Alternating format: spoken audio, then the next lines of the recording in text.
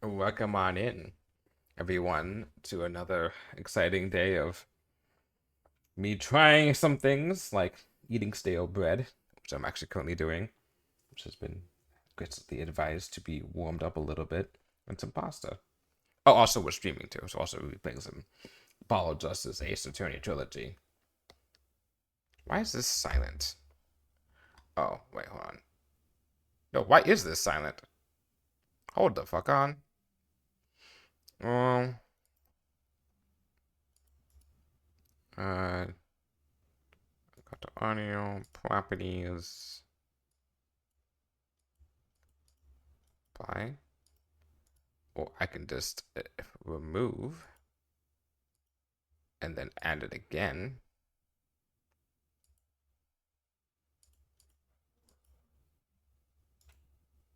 Hmm, that's weird. Why is this silent? Why is it down? Interesting. Hmm.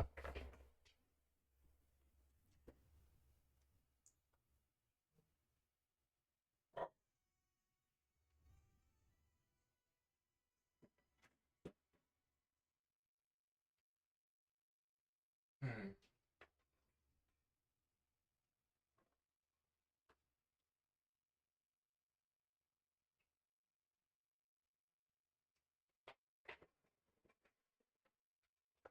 Hmm.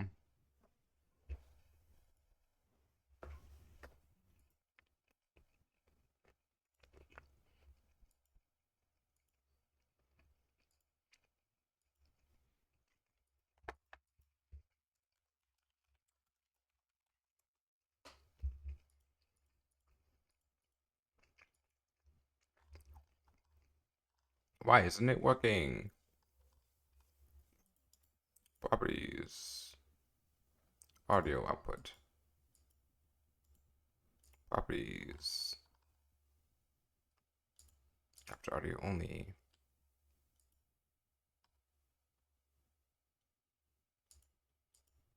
Huh.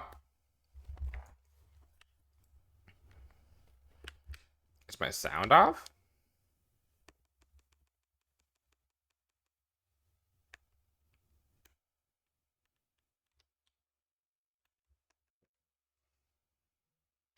Can I hear anything else?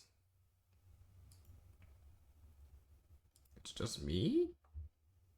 Nope. Oh, it's not just me. Okay, I can definitely play music videos and whatnot and stuff on YouTube.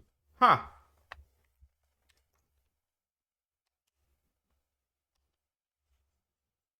Hmm.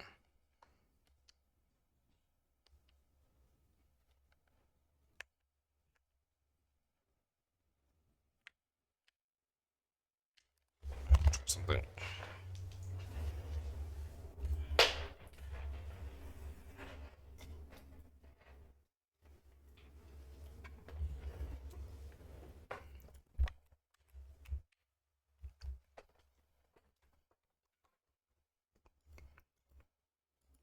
Properties.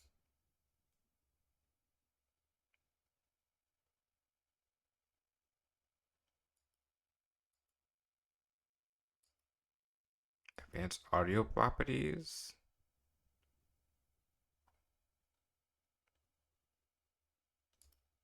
Why is it like this? Interesting.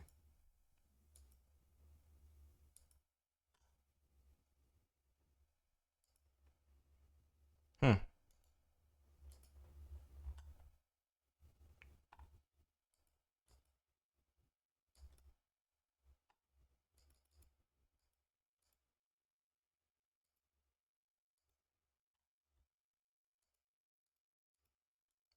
Properties again. I can't play a game if I can't hear anything. All right, I guess we're gonna solve the mystery of why I don't have any audio. How am I gonna test this? Oh, I know. It's that way, but it's kind of annoying. All right, hold on.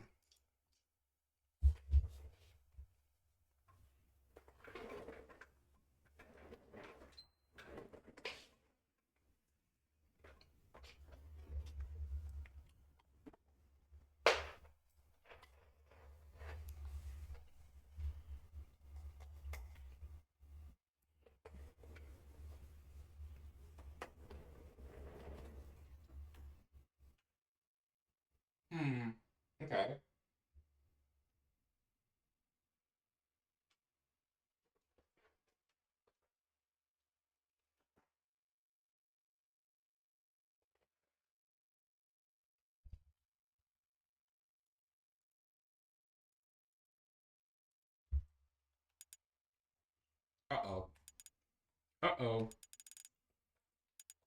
Uh-oh, Daddy-o. It's my Switch. Okay.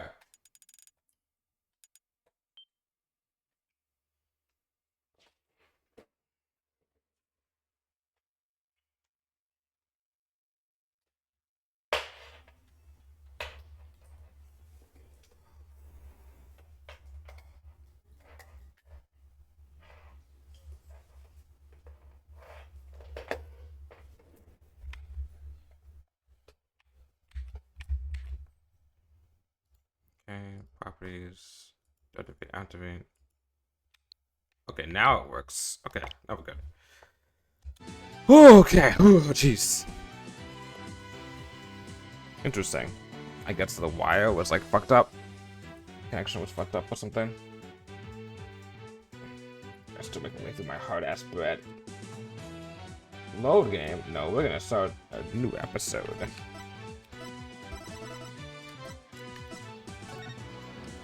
Oh, hold on. Hold this.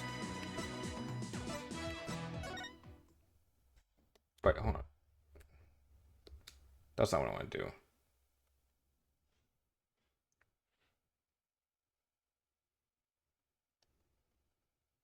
I want to load the game, but I want to load it from...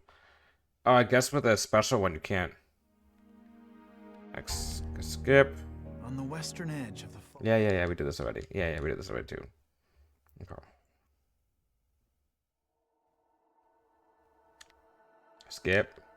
Skip. Skip. Skip. Skip. Skip. Skip. My God, skip, please.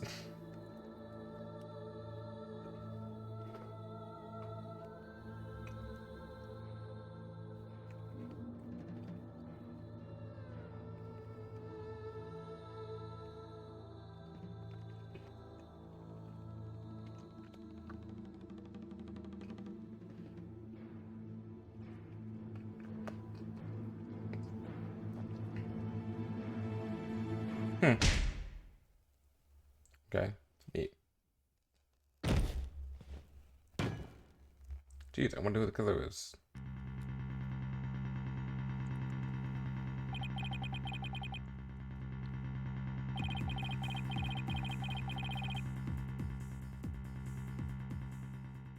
Oh my God.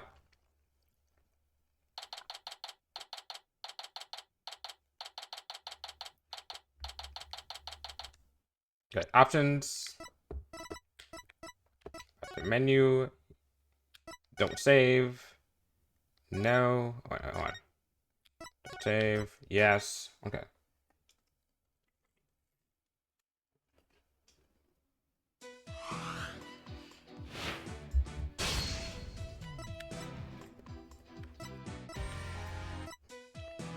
Did I fuck up my load game? Oh, it did. Oh, that's sad. That sucks. That doesn't matter though. Yes. It's so weird though. Doesn't just like automatically, whatever.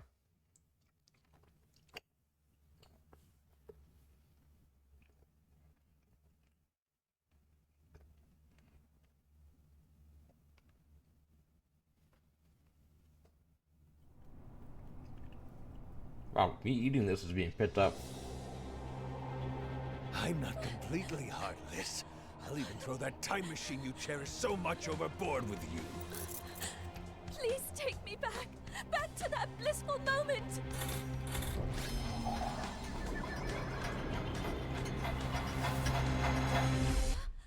Is that Larry?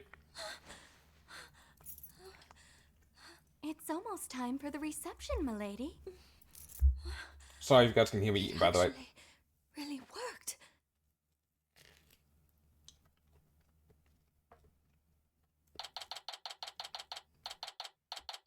Alright, since I'm eating, I'm going to graciously... Oh, jeez. No, my food! It's still good. Autoplay this.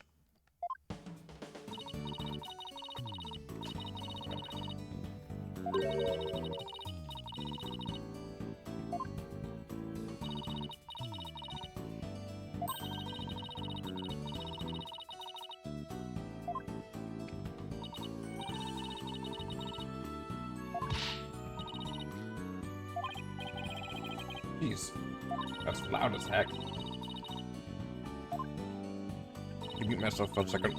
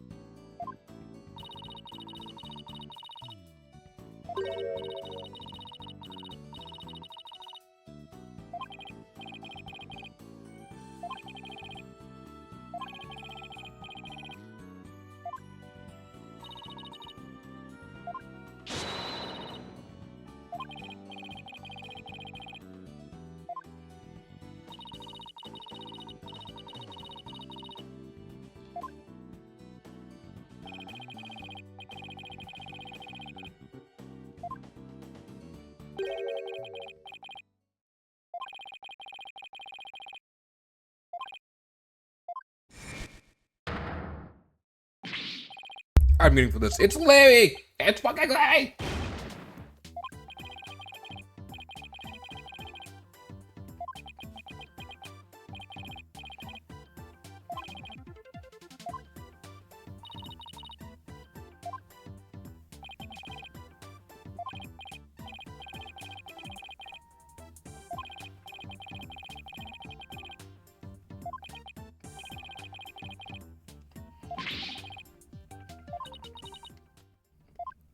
Alright. Ew.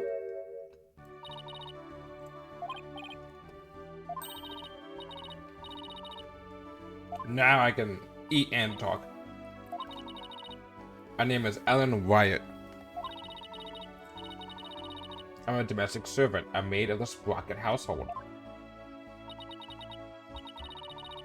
Sprocket, as in Sprocket Aviation? Yes, that's the one.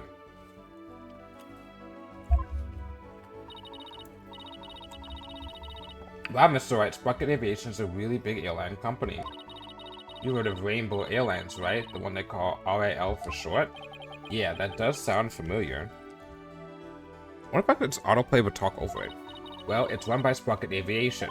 I see. But what is the Sprocket family maid doing in the wedding dress? So actually, we decided to get married. You what? I'm not so young anymore, you know? I figured it's time to finally settle down. What? You're getting married? Before, right?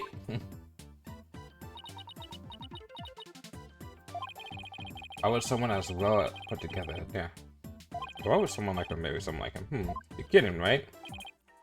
Jealous? I don't blame you, but green's really not your color, you know. Alright, Larry, lay it on me.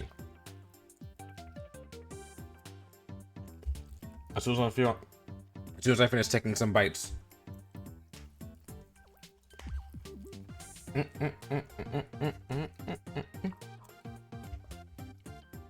Oh, that's so good. It's frozen meal. Oh, it's good because it's so good. Just like old times. What are you showing me your Tony's badge for? He's gonna say I'm feeling nostalgic. Oh, it's open. Are you gonna hear this? Let's hear the crack. You probably did. Wait, are you saying you want me to take up your badge and hit the courtroom? No.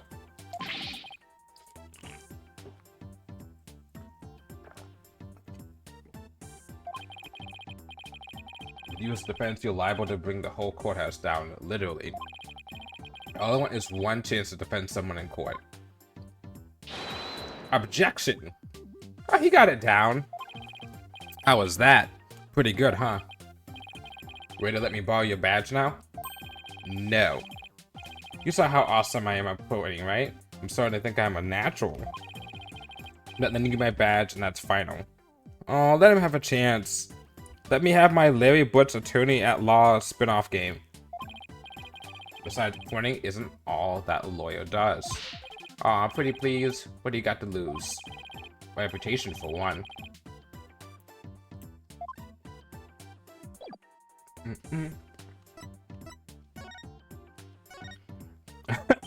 Like how the topic is just, you're getting married?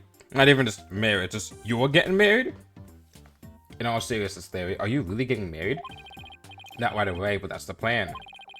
We're gonna elope, see? Like love on the run, I guess you could say. Isn't that right, Ellie? Okay.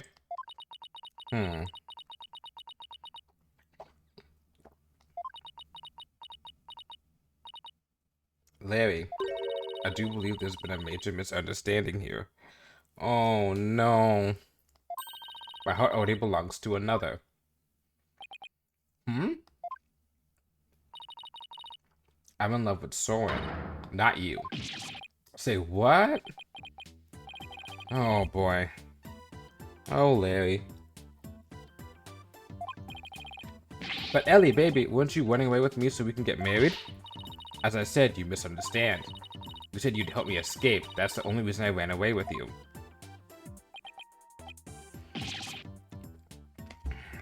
What? There's like another L.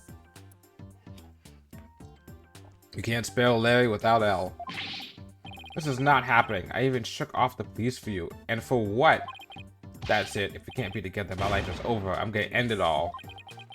Wait, back up. Did you say you shook off the police? Yes, we had to, because we're lovers on the lam. Oh, boy. Sorry, Miss White, can you maybe fill me in on what's going on? Tell the truth, I'm being pursued by the police as a murder suspect. Okay. Murder? They think you killed somebody? I happened to find a dead body at my reception, so the suspicion fell onto me. They had me confined in a separate room, and that's when Larry came along and helped me escape. You know, if you didn't kill someone, escaping from police custody does not make you look any more innocent. Just saying. I'm sorry, but what? Nick, me and Ellie were going to elope. We were going to put it all on the line for true love, but the police tried to stop us, so we had to scramble to shake them off. Where did it all go wrong? I feel a migraine coming on. Please help me. The police are sure to be intensifying their search. Look, it's even on TV. More news on the murder suspect, an unidentified man on the run from the police. A photo of the suspect, Miss Ellen Wyatt, has just been released by the police. Sources say the 21-year-old is suspected of clubbing the victim. 25-year-old Thomas Gloomsbury to death in the wedding reception hall after her banquet. The two fugitives are said to be highly agitated and dangerous. If you see them, you've got to be kidding me. Oh, brother. I guess this means we're technically harboring a pair of fugitives here, huh?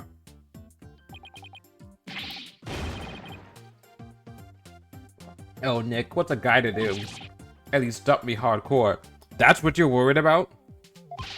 I'm the one who should be crying. I haven't seen you in ages.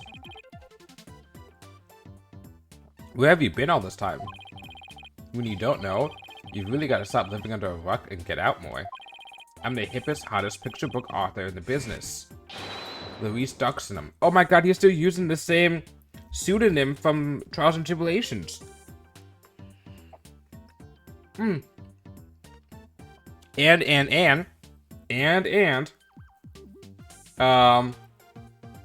It's nice that he's taking after his mentor, which was, Misty Faye. I forgot what her pseudonym was, though. Was it also something Duxenham? I can't believe you didn't know I'm taking the picture book world by storm. Oh, but I know you. You're the one who wrote Fancy's Rippity Whip Trip, right? Huh. I don't know who that can reference. Now that you mention, I think I did hear something about a one-hit wonder. One-hit wonder? What the heck, Nick? Have you know, I just created a brand new character to moderate acclaim. He's mildly popular 18 to 24 women everywhere. Look, you can see his cute self all over this jacket. What, the heart-shaped pork chop? He's not a pork chop. He's the main character of my latest picture book. A lovable little soul who pierces the hearts of lovers with his arrows of amour, you Piglet. Oh, that's kind of cute. And you can see this adorable fellow make his debut in Q Piglet's Lovey-Dovey Lark. In stores now. Are you sure? Because I've never seen that book in stores now or ever. If you ever do see it, do me a favor and buy a copy or 10, will you? He's taking a, you know, it's all about mentality for Larry. It's all about confidence. Say what you want about Larry, but he's got confidence. Kind of. Sort of. Some of the time. Anywho, you'll defend Ellie in court, right, buddy? We do need the work. Please, I'm begging you, I didn't murder anyone. I swear as I'm clean as pure as this pure white dress.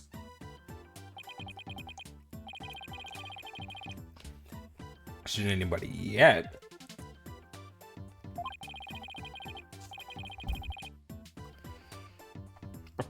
Right, you've gotten yourself into worse situations. Looks over at Karayan. There's actually one more thing I really need to tell you. Oh? You might find this hard to believe, but the truth is, I'm a time traveler. Huh? I'm not sure I follow.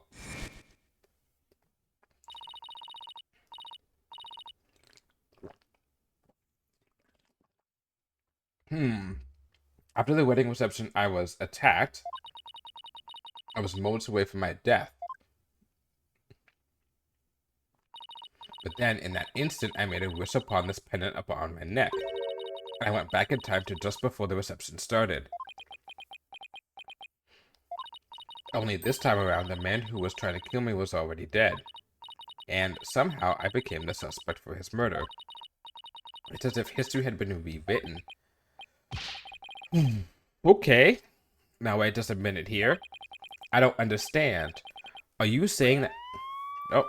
Whoop, whoop. That's the sound of the police. What's going on? Mr. Wright, there are police cars outside. And not just one or two, but a whole bunch.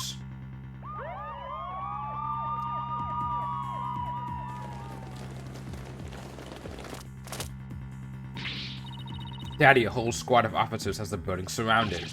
What? This is the police. There's no escape. Drop your weapons and come out with your hands up. Nick, what do we do? Heck if I know.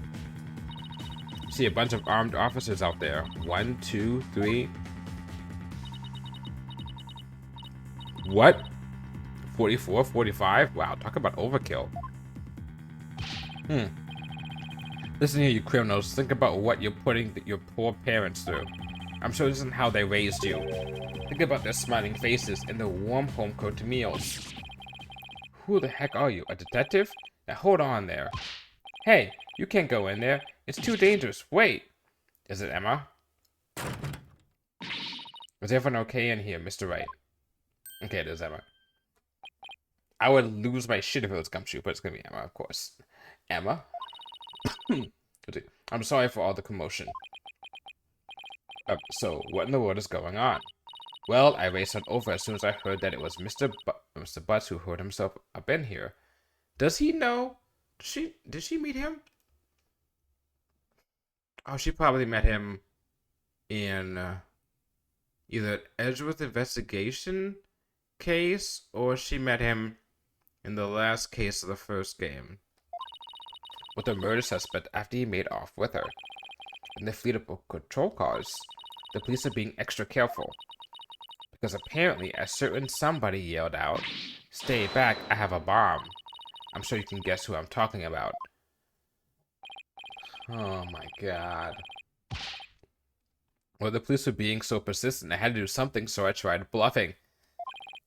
You know, like you do in court. I knew he was going to say, "Looks like a lawyer does." Please leave me out of this. Well, Mr. Wright, I'm bringing this young lady in for questioning.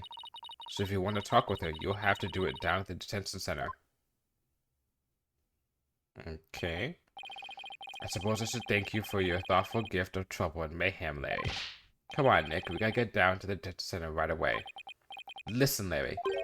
I haven't even decided whether I'm going to take on this case or not. But I know you will, because it's you. Guess I've got no choice but to tag along and help then. What? And skip out on me? We've only just started practicing your repertoire, you know. Huh? You better stay and practice with Trucy, Athena. A promise is a promise after all.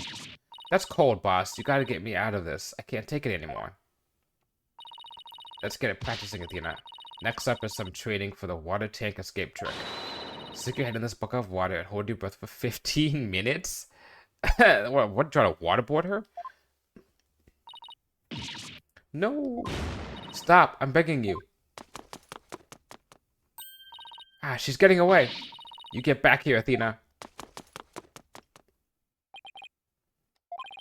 I guess the only person cut out to be Trucy's assistant is Apollo.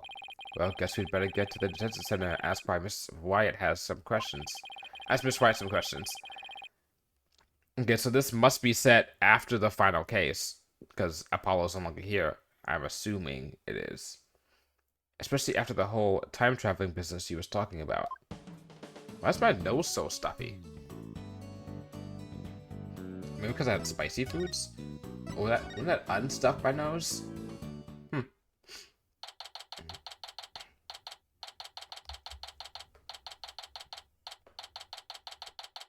Also, is my mic on voice mod or is it on? Nope, it's straight raw from the microphone. Okay, that's neat. Which means you're getting a lot more background noise you can be hearing from my mic. Oh, it's you, Mr. Wright. Miss Wyatt, would you mind if I asked you a few questions? Nick is going to defend you, Ellie. Isn't that great? Oh my god. Larry, I told you I haven't decided yet.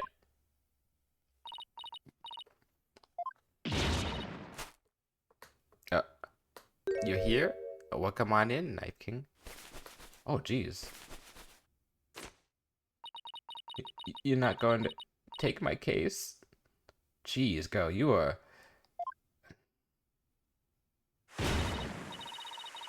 I'm never gonna be happy. This is one of the cases of all time. That scares me. That scares me. And also, what the fuck? Damn, that's some anime tears. Miss Wyatt? Miss Wyatt, please calm down. I'm innocent, I tell you. But the police won't believe me. And neither will anyone else. I'm gonna die all alone in a jail cell. How do they not confiscate... Wait. Where was she keeping the... You know what? I'm not gonna ask. Alright, I'll do it. I'll take your case. Just please stop crying. Really? You will? The fact that Larry was the one who brought you to me had me a little worried, but you don't seem like a killer to me. Aw, thank you.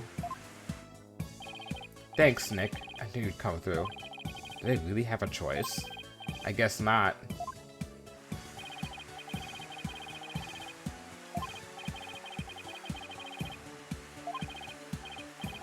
Miss White, Ellen, let's do this together. I'm gonna vacation from finishing TGA since I got burnt out. Glad I'm here to watch you beat this case, though. Oh yeah, that's my next project after this. Well, project, that sounds like a work thing. Well, I'm not gonna play The Great Ace Attorney until the fall. But after this, I'm gonna take my break so I don't get my Ace Attorney burnout. Because I've been playing Ace Attorney games back to back to back to back to back since the beginning of the year. There, it's gonna be okay. Now, try to pull yourself together. Alright. Just give me a moment.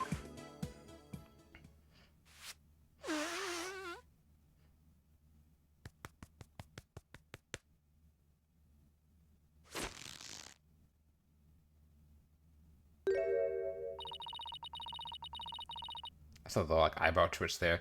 I'm truly grateful to you for taking on my defense, Mr. Wright. Sure, no problem. Whew. It's been 18 days I went from the Rise of Ashes to this case, including the Edgewood games. Holy shit, damn. That's a lot of Ace Attorney. including the Edgeworth games. That's a lot of Ace Attorney. What did I do? I did the Edgeworth games last year. Yeah, because I'd started the original, well, I've already played through 1 through 5 before in my life. But I started 1 through 3 trilogy last year, at the beginning of the year. And then some point through the end of the year, I did Edgeworth Investigations 1 and 2. At the beginning of this year, I did Apollo, Dual Destinies, and now this. And then at the end of this year, I'll do Great Ace Attorney. And at that point, all I have left is that Phoenix Wright Ace Attorney game, which I have on my 3DS, but I'll just do that on my off time, because I'm not going to stream that. What can you tell me about this? Oh, never mind that. What about Soren? Oh, Soren. I'm only case 2 out of 10 of a TGA. I've already beaten it twice. Okay, so at least you've already experienced it. What did she say? Do you suppose he hates me now? I really couldn't say. I haven't even met your fiance. Yeah, fiance yet. What if he doesn't love me anymore because of all this? Whatever shall I... Oh boy. I really don't think he hates you, Ella. You don't? Really? Yes, really. So don't cry. You only cause him more heartache if you do. Yes, you're right. As a sprocket bride, I have to hold my head up high at all times. Okay. Ellen, please tell me everything you can about the incident. Persona 4 remake before 6 and Ace Attorney 7? Yeah, that's probably. I had a slight feeling that maybe Ace Attorney 7 was going to be announced this week. Well, I guess last week. So I prepped by making sure that I beat the base game for Ace Attorney for Spirit of Justice last week to make sure that, just in case I don't get bored for anything. Persona 5 remake before Persona 6. Yeah, that's gonna, yeah, probably that too. Yeah, no, that's a joke. We all know what's gonna happen. They are working on Persona 6, they said. They put a little thing saying that. But that's not gonna happen. The PA4 remake doesn't come out next till P4 Revival doesn't come out next. It comes out next year. I'm guessing P6 is gonna come out either the year after. No, probably the year after that, honestly. If they have P5 coming out a couple years ago. So I'm guessing 2027 for P6. And then next year will be P4 Revival. And I'm guessing Ace Attorney 7 by next year is my guess. I would love it for it to be this year. Kind of. But I also want to finish all the other Ace Attorney games before 7 comes out. Because I want to drop a current Ace Attorney game to do that. Persona 6 coming 2027, then Last of Us Season 3, and then Last of Us 3 comes out 2029. Yeah.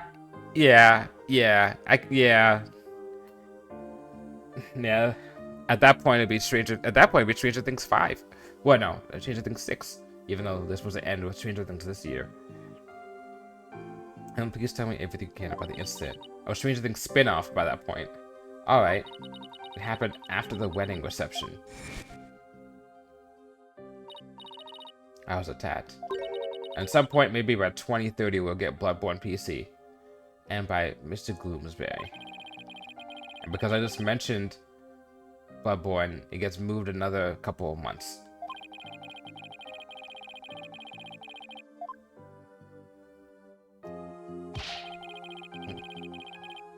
How dare that guy lay a hand on somebody else's blushing bride. What a creep. That's rich coming from you. Do you have any idea why he'd attack you? No, but what? Well, to tell the truth, Mr. Gloomsbury didn't seem very happy about me being married. Gee, jealous much? What a loser. Mr. Gloomsbury had forced me onto the Vista deck and was going to push me off. They forced Larry into this case for nostalgia? Yeah, but I do miss him, so I'll give it a slight pass. I'd rather them have Gumshoe back, but, you know, we'll take what we can get. I do want to see older characters, though. Just to see that case, about to see how they're doing. I was about to lose my life on what should have been the happiest day of my life. That's why I Made a wish upon this pendant. That pendant? Yes, it was a gift from my husband-to-be, Soren. He said it's a symbol of our love. And you made a wish on it? Now, you may think what I'm about to say is very strange, but... I beg the pendant, please take me back to that blissful moment.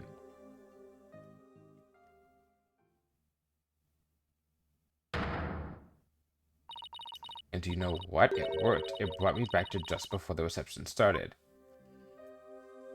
Okay, assuming that it's not... Okay, assuming that it is a time travel pendant, then everything's cool. Assuming it's not, then I would have to discover how she, quote-unquote, thinks that she went back in time. So that's the time traveler thing you mentioned back at my office? I'm sorry, but I have to say, it's pretty unbelievable.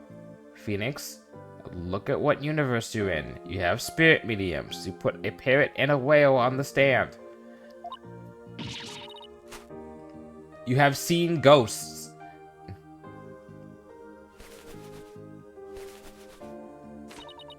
I knew you'd never believe me. Nick. Ellie here is an honest-to-goodness time traveler. Don't you believe your own client?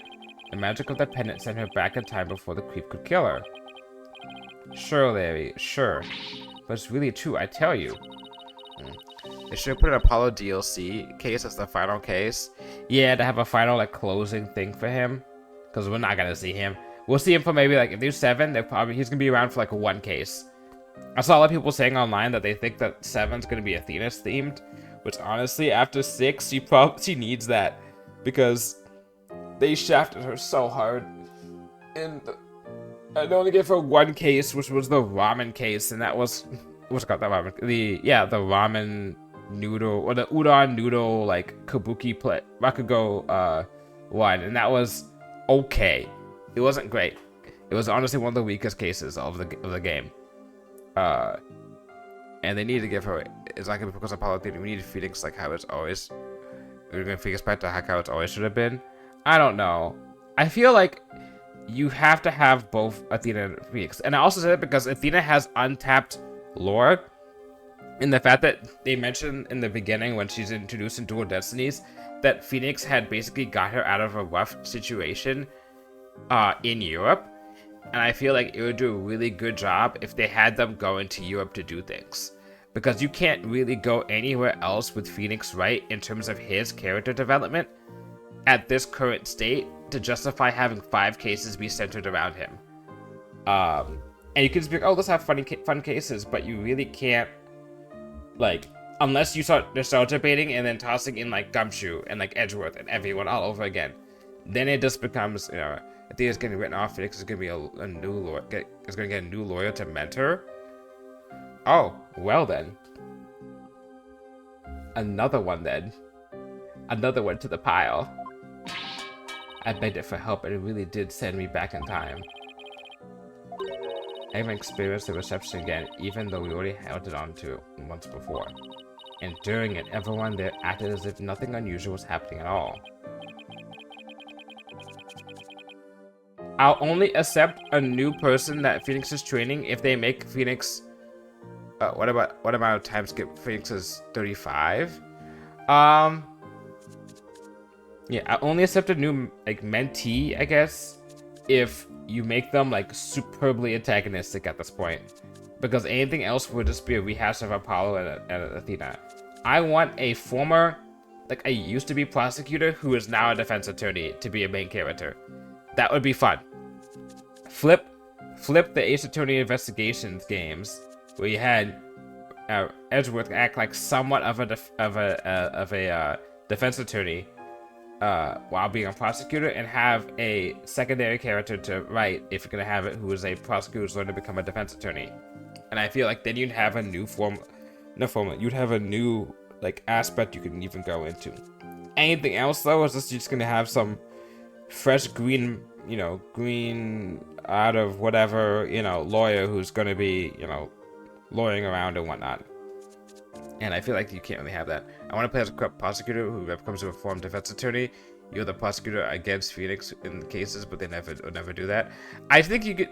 See, that's what I'm saying. I want the first part of that, but I don't think you need the second part of that. What you need is the first part of that, and then you do like some like rivals, like friends to rivals thing of having them being taught by another, like maybe they were taught by another corrupt prosecutor, like how Von Karma taught Edgeworth and Francisca, and then you split the party and then make the Edgeworth person become good, and you have the Francisca person stay underneath their tutoring, and then you have, it's like a situation where it's like how you had with Wright and Edgeworth, where Wright was basically saving Edgeworth from falling under the dark side of the law, and, you know, by, you know, going in and saving him by becoming a defense attorney, you have him teaching this kid to do the same thing in order to save his friend from going too corrupt, when he was like, oh, you know, what's corrupt himself. Imagine game we lose all your cases would be peak because all the defendants are innocent. At that point, that would just be a spin-off though. There wouldn't be Ace Attorney 7. You have to at least be a defense attorney in my case, my thing. Or someone who's acting as a defense attorney to be an Ace Attorney game. Eustace Winner character-esque? That would be cool. Have Eustace Winner be the taught kid. Well, after the reception ended, the second reception I mean, I went back to the reception hall and started cleaning up the pace myself. Hold on. Cleaning? Why are you cleaning on your own wedding day? My last task as a servant of the Sprocket household. I offered to take on the preparation and cleanup of the reception banquet.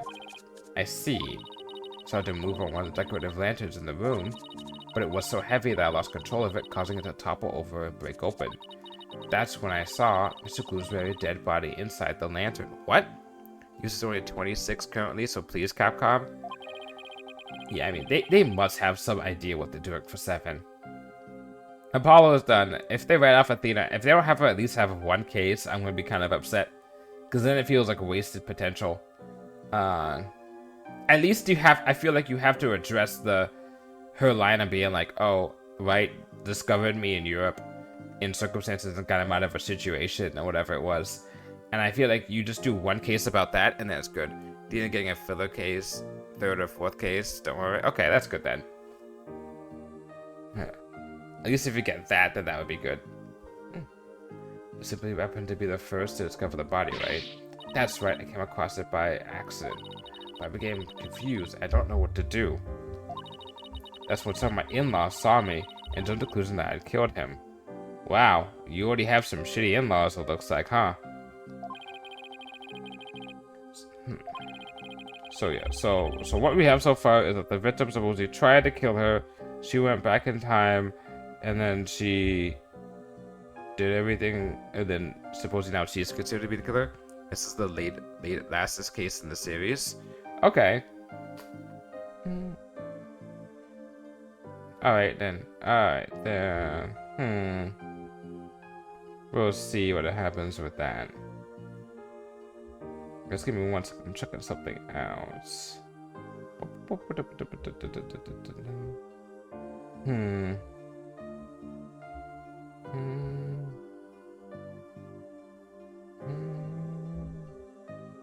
Okay.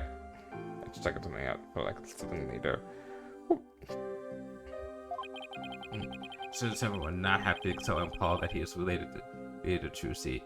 That would suck. They need to clear that shit up. Especially after that last case where Apollo... Like, Dual Destinies and Spirit of Justice are just fucking destroy Apollo. Like, actually no, even Apollo Justice into, like, the whole entire trilogy isn't shitting on Apollo. Like, sure, he comes a defense attorney. Sure, he's got a nice partner. Sure, he's got a girl who's into him. What's it called? Juniper or whatever. Right? But also he... loses out on his original mentor, who turns out to be a bad guy. He ends up working with someone who doesn't have great cases and doesn't fill him in on things and has to deal with trust issues. He ends up having to watch he finds out that his childhood friend gets killed. He doesn't know anything about the fact that his parents, one of his parents is alive. And that's just the first 2 games. And then in the 3rd game, his adopted father dies. Before even talking to him, in a long period of time. And he gets to spend time with his adoptive father as a ghost before his adoptive father just dies off. He finds out how his father dies. He has to relive watching his father die. His biological father. He still doesn't know that his mother is still alive. You two told me last time we would have made Mother go to Phoenix, but what the fuck is that even getting answered? Yeah. He needs to, yeah, they needed that there are two things there. That thing with Athena with the Europe, and then that thing with Apollo and Trucy. Have 2 cases for that, and then you're done. You're good. You just, their stories are done. And I just need to see if Gumshoe got married to Maggie Bird. That's all I need to see in that area. I kinda, yeah. Ellie, why don't you tell Nick about that other thing too? About that shadowy figure you saw when you were being attacked.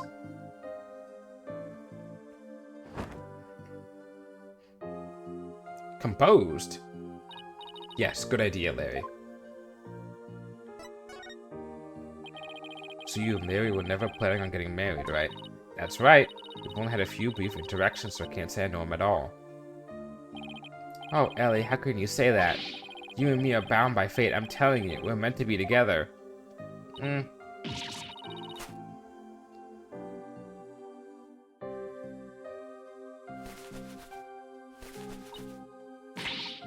You're wrong, Larry.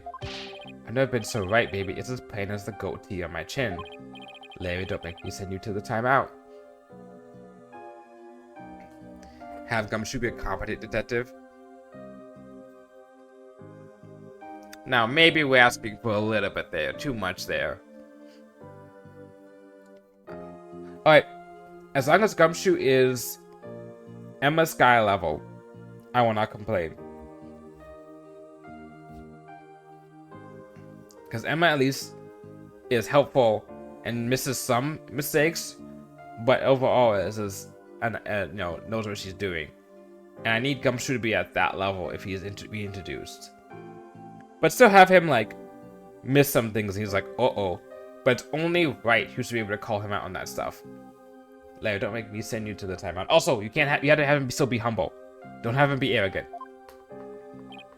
Now, can you tell me about the groom, Ellen? What's he like? Also, we know that he's still alive, at least. Because they mentioned him in the last case. His name is Soren Sprocket.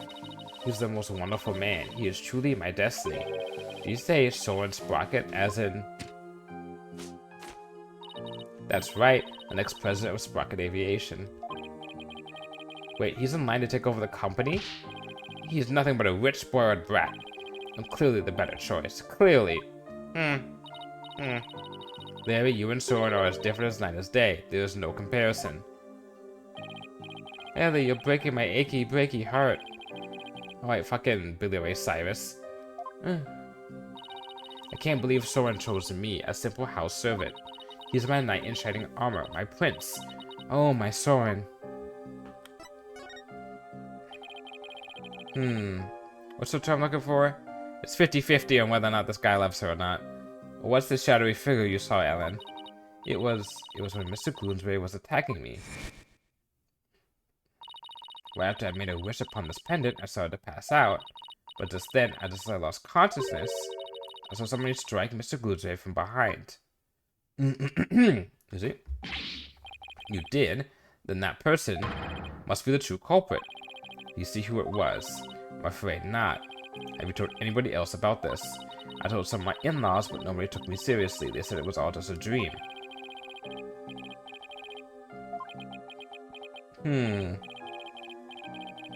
Larry, for my peace of mind, please tell me that figure wasn't you. Of course it wasn't. Okay. Just giving the card to Phoenix 10 years, finally. Oh, the one that was written on it with Maya's thing on it. Gumshoe returns as that main detective, as Emma's mentor. That would be fucking cool. New prosecutor as Edward's chosen successor. That would be good, as long as they're not corrupt, because they made a big part of the fact that, you know, Edward's been cleaning house of the prosecutor's office. So if you fuck that up, that would be really bad. Fink's new lawyer, who becomes his true successor since Apollo left. Of course, you have to have the prosecutor be related. Likewise, also the new prosecutor lawyer are related. Have them be brothers. Or siblings. We can be brother and sister. Spick and span. Alan.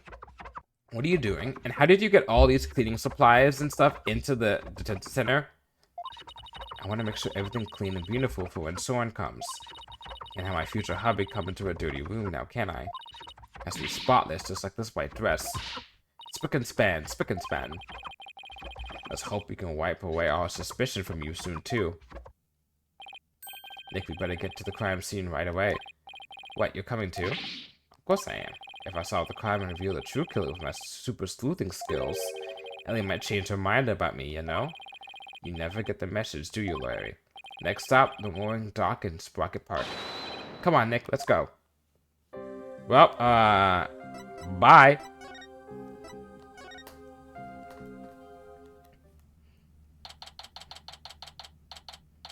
Okay, I'm already seeing one thing that's interesting.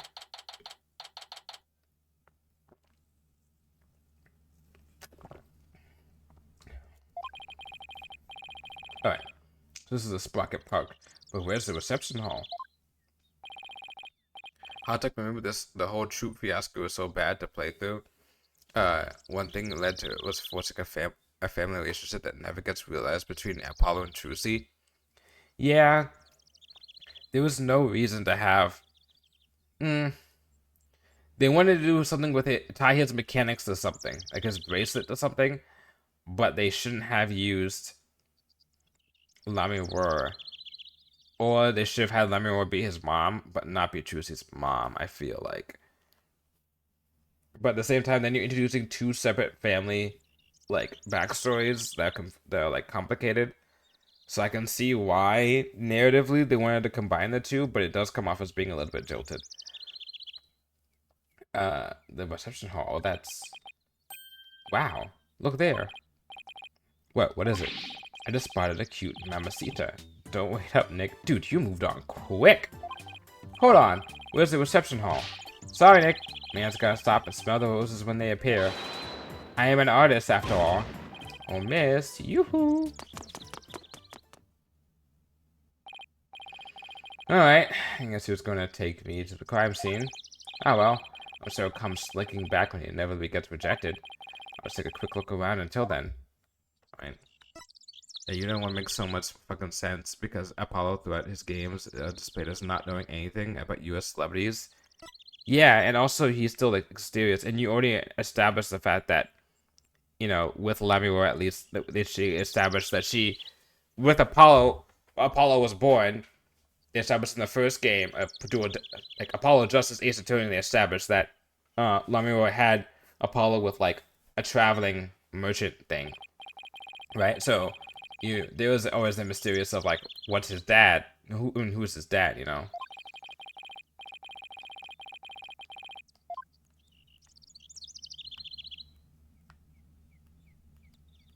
Okay, well, not that.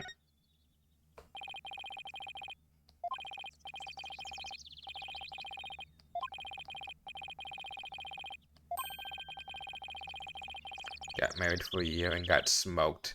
Exactly. Poor Apollo's dad. Looking at the sign, they say it got damaged by heavy winds yesterday. A big gust sent that bench flying into it. Well, that's what they're saying anyway. I see. The repair guy was saying, don't touch it, it's dangerous. I see, thanks for the heads up. I wonder if that's relevant. Why couldn't Maya summon him and have him talk to Apollo? Yeah. That's what I think about, like, it's like Dragon Ball Z. It's like death is irrelevant, you know? If you can just, like, fucking go to King Kai and just be like, here, let me talk through you through telepathy to talk to anybody who I want to, you know? I feel like death is irrelevant if you have spirit mediums. But, I mean, you know, it probably costs a lot of spiritual power, and you can do it all the time. And they probably have, I'm assuming in the world of Ace Attorney, spirit mediums, and just people who are associated with spirit mediums know that, like, you want to at least, like, give, like, you don't want to, like, let the spirits rest. Like, their jobs are done. Which is a big haunted thing in, like, the previous games of just, like, having a legacy and moving things on. Mike is having multiple spirits, but the back she to do it for training. Okay. And then I guess she could do it every once in a while. But I understand them not doing it for the main characters because narratively it's like weakens the fact of like we have to like move on, which is Nayuta's thing, but we have to let it go and move on from after someone dies and just continue on their legacy. That's been the whole, honestly, I would say the biggest, if you think about the biggest, like, what's good theme for like all the Ace Attorney games, like 1 through 6 and Ace Attorney Investigations, Found Family is better than more than regular family media. Yeah, that too. But also that like the biggest theme in all of Ace Attorney is the legacy that you basically pass on, which is like I think of like a lot of media, but like it's shown in 1 with the legacy of Mia Fey being passed on to Phoenix Wright, which is exacerbated, and going more into detail with 3.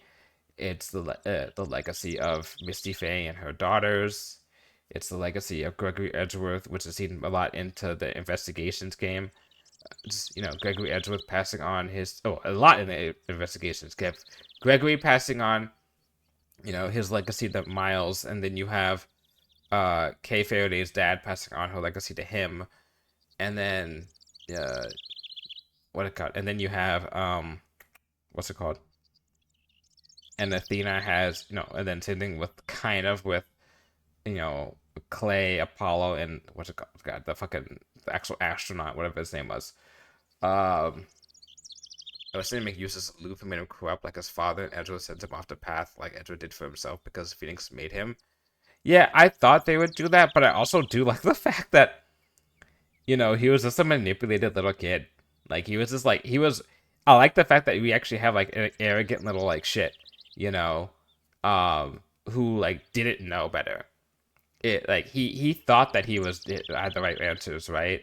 And, it's one thing to be like, oh, like, we'll make you, like, not corrupt or whatnot, but, like, the whole other thing is to show that, like, it's not just, because you have the competent, corrupt prosecutors already, like, kind of, like, Von Kama. And then you have, like, the, like, not, necessarily corrupt, but, like, just very antagonistic ones already, like Franziska Von Kama. Or, like, Winston Payne, where they're just, like, they're not necessarily incompetent, but they're, like, Winston Payne and, like, all his, like, siblings or family or whatever, all kind of low incompetent. But they're, like, also kind of, like, they are kind of, they're, like, kind of corrupt, but they're not, like, superbly corrupt like Von Kama is. But, enough to get fired and kicked out of, the prosecutor's office. But still, like, it's that aspect of, like, what was I going with this?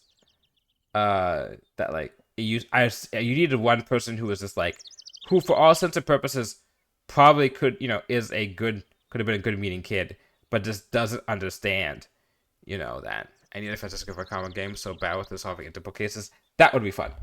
I do want to see that. I need a Francisca Von Kama investigations game where she like loosens up and stops being, well, she already was loosening up in like the main games, but like being a little bit more like, okay, I understand what I need to do. But also, you need to have her have a little bit of edge, or else she just becomes like everybody else. Funny how Francisca is way more popular than both combined. Yeah, that's because Whip Lady. Actually thought you'd be back sooner. Didn't work out, huh? Lay off, man. I wasn't on my game today. So now that you're done, you mind telling me where the reception hall is already? What do you mean? It's right there in front of you. Huh? It's the blimp. What's that? Flying chapel? Do you mean to tell me? Yep. At least reception was on that airship. Whoa, a sky-high reception hall? Yep, and that's where you'll find the crime scene. Man, not only does that airship fly through the sky, but the space-time continuum, too. I wonder if the next game Edgar will be chairman and prosecutor of excellence or just stay at chief. I think he'll just stay at... I don't know. I feel like you had to keep him at a certain similar level to Wright, but not, like, too high up. But we'll see. Unless you want to have him get involved in the case against Wright, specifically for a personal reason, but I feel like having them, like, professionally have to go up against each other, like, would be fun. The case in, like, Dual Destinies, when they went up against each other, and it was the last case, and it was, like, them and the judge was like, I haven't had this happen in a while. And I was like, oh, it's, like, taking me back. Phoenix could be on the board as also. Aren't lawyers on there also? They are, because lawyers, judges, and prosecutors are on the board. if they didn't like get rid of it or like reform it because of the prosecutor excellence, thing wasn't exactly clean. The happy couple's honeymoon got left far behind when it made that time skip, though. Here, check out the airship for yourself with this pamphlet.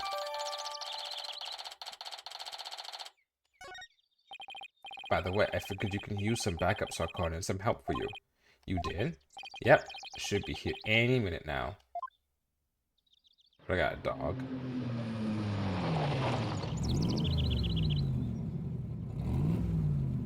What?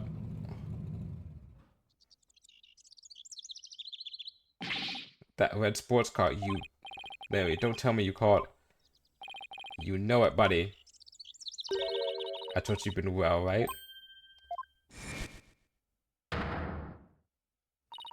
Surprise! Now admit it, that was a pretty good Mr. Edgeworth impression, wasn't it? God damn it! Phoenix and Edgeworth on like a board forming a law give us a new generation. 10-year time skip where Tuesday is off doing her thing and Athena has her own law office. That'd be cool too. Larry called me up. A whole entire new trilogy based off 10 years later. He said something about it finally being time for him to tie the old knot. Well, that's funny. I'm pretty sure he meant something about being here with his bride. Oopsies. Maya, I know this is something, but please admit... No! No, she is not!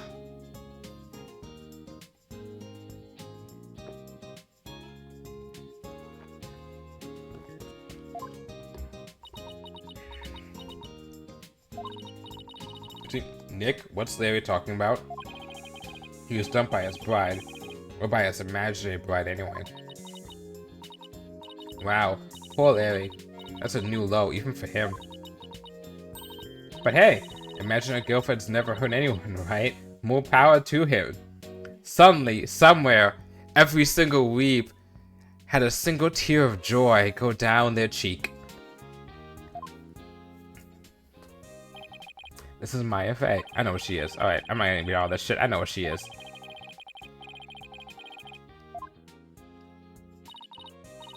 That's right, the new and improved Maya Faye is on the scene. Think about it. First three games of Phoenix Trilogy, next three Apollo Justice Trilogy. Why would Apollo be the MC of the next game when it's already called Apollo Trilogy? It has to be a new character, also makes no sense. That's true. Unless they call it like a new trilogy. Spirit and girl power at the ready. Look at you, Maya, all grown up and as cute as ever. Oh, you know what? I just realized something. If I ever got married, I'd miss out on all the fun of always meeting someone new. I see you haven't changed a bit, Larry. Oh, there's Edgeworth. Edgeworth, I figured that call belonged to you. But when did you become Maya's chauffeur? It's nothing like that. I just happened to run into her en route and picked her up. And by run into her, I mean she jumped out in front of my car. I nearly ran her down. No! I know who this is too, Phoenix. Yeah, he needs glasses. So what brings you here? Wait, don't tell me Larry called you up too. He did. However, I have business of my own here at the crime scene. Business? What kind of business? The Psycho Times! This would be any less than that badge, but can the same be said of its owner? Of course. I'm practically rust-proof. Heh. Let's hope you stay that way. It's my bestie! So the suspect was claiming that she made a bristle on the pendant. It was transferred back in time. Yeah. Ha! Of all the ridiculous things in this world. And you actually believe this fantastic story of hers? Well, he's a lovable nerd who's about the truth. The grumpy character at the end of the movie who joins in on the fun. He's a guy who reluctantly joins in, you know, when everyone's doing a silly thing. But it's just like, I don't understand what's going on. You should drop this case if you can't bring yourself to believe in your own client's words. Not that I can blame you for your skepticism, mind you.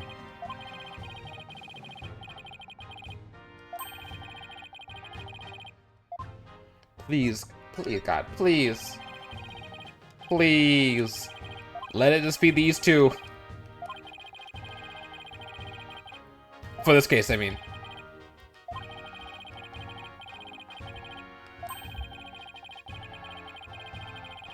Hmm.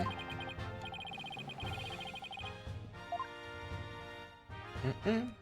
Mm-mm. Mm-mm. Mm-hmm. Mm-hmm. Mm-hmm.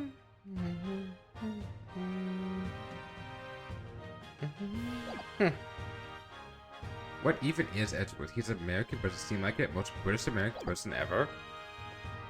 Hey, remember, it's kind of America, but it's also kind of not America. Depends on what game it is. Just so you know, right, I'm the lead prosecutor on this case. What, you? It's fictional America. Yes. It appears we'll be standing on opposite ends of the battlefield this time around. Yay, it's just like old times. But I don't get it, Edgeworth. What about this case warrants the personal attention of the district chief prosecutor? It's a bit complicated, to say the least. In what way? The groom is a member of the Sprockets, a family with immense influence. If his bride were to stand trial in court, it would sully the Sprocket name, so they tried to apply some pressure on the prosecutor's office. Pressure to settle it amicably, right? What do you mean, settle it amicably? It means that they're trying to sweep this whole thing under the rug. Wow, Sprocket Aviation really has that much clout? Who goes up in Germany so it checks out? That is true. That's probably where the ascot came from. Yes, they have especially strong ties in both the political and the judicial worlds. To the point where no one dares to oppose them. Which means that we're gonna oppose them. Don't tell me that includes you. Don't be ridiculous, right? It's quite the opposite. The prosecutor's office is filled with cowards, as I found out. Every last one of my subordinates was loathed to Prosecutor Sprocket. So that's why you decided to take on the case to yourself, right? That's right. I will personally see to it that justice is served. I always prosecute to the utmost of my abilities, regardless of who I'm up against. For that is part of my creed. Nothing and no one can sway me from that, not even the almighty Sprockets. So basically, Edgeworth just went, bet. Right. If they think they can use the influence to bend the truth, they have another thing coming. You know, I almost feel sorry for them. They were only trying to protect their interests. But all they got instead was you. Edgy, come on, man. How can you prosecute my poor sweet Ellie? She's not yours. What kind of heartless joke are you? I'm simply doing my job. And I'm warning you, right? I won't hold back, not even for you or anyone else. Japan and Florida as the British activities. Yeah, he's got a lot of things going on. He's got went to Germany. He was under the Amano group at one point. Well, he was willing to being paid for by the Amano group at one point. He likes to steal samurai, which is kind of like a weep thing going on. Yeah, he's like multi-talented and he's like multicultural. And he is better than Manfred because he never lost a case because of cheating. You know, Manfred has a perfect record, but yeah, what's evidence exactly? Yeah, so technically, Edgeworth's a better prosecutor. So how's it going, Mr. G Prosecutor? Busy as always, I presume. Of course, unlike somebody who has too few clients and too much time on their hands. Huh, guess that explains why your brow is more furrowed than last time I saw you. Maybe you should learn to relax a little, Edgeworth. Nice try, right? But as always, I have no intention of showing anyone any mercy, including you.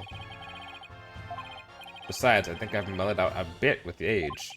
So if anything, those furrows should have smoothed out a little as well. Actually, yeah, he looks a lot more... The thing I like about him now is that he's a lot more... I won't say confident. He does look more relaxed, I'll say. He looks like he's not, like, always just like, what's going on here? Gregory would have won IS-7 if Manfred didn't keep Gusta away from him and the body wasn't taken by Judy. Yeah, he would have. Also, Gregory straight up, like, also IS-7 is so fucking good because IS-7 sets up DL6, which sets up everything that happens. Like, when I was playing that, I was like, oh shit, like, IS-7 is like the start case that starts yes, because IS-7 starts everything that happens in investigations 2, because the 2 kids are the most important thing. It's the worst case, but it's the most important case in the series. Exactly.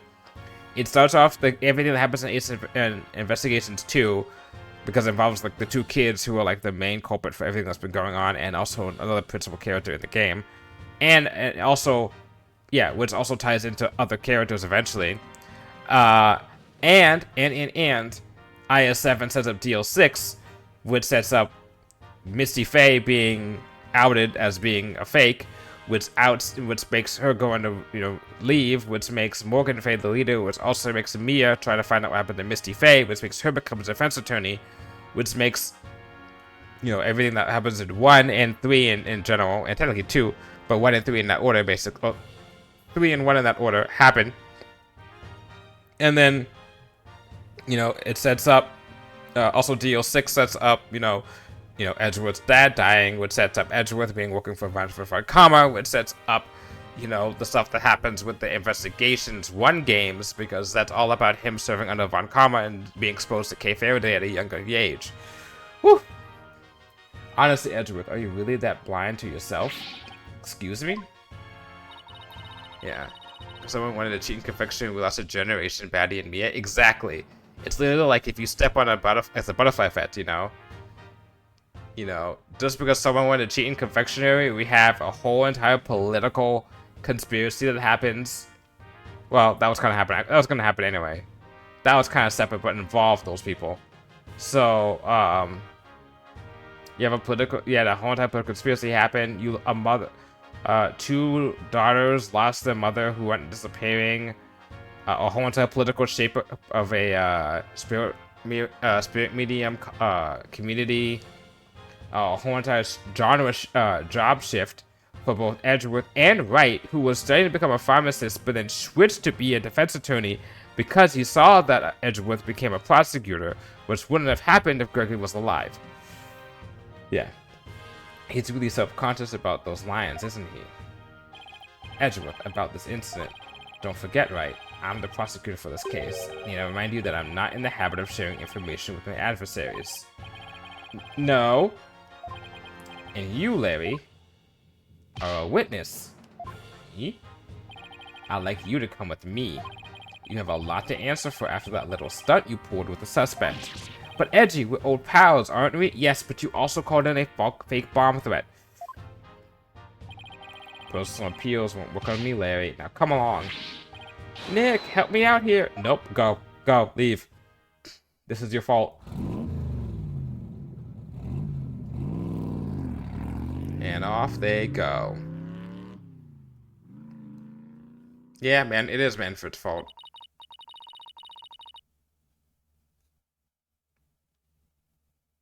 That's right. Excelsius would have set him up. I forgot about that.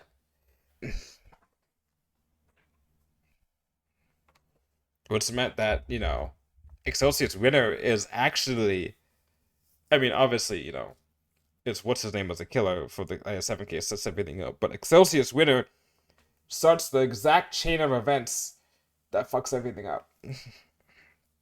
So he is actually more to blame for everything that got wrong. And he's also a piece of shit dad anyway, so. Is it just me, or is Mr. Edgeworth as relentless as ever? Honestly, Excelsius Winter is probably the worst parent in the.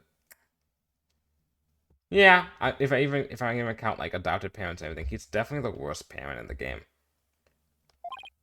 Yeah, I guess some things never change. So much for mothering out. Well, Nick, we'd better hop to it too. Up to what? Artie Foss caused everything in Northern Augusto asked. Yeah.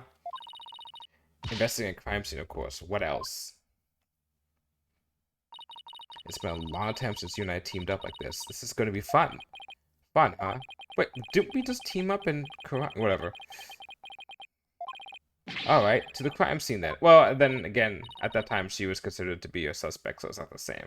Yeah, and away we go. As usual, gotta present my attorney's badge.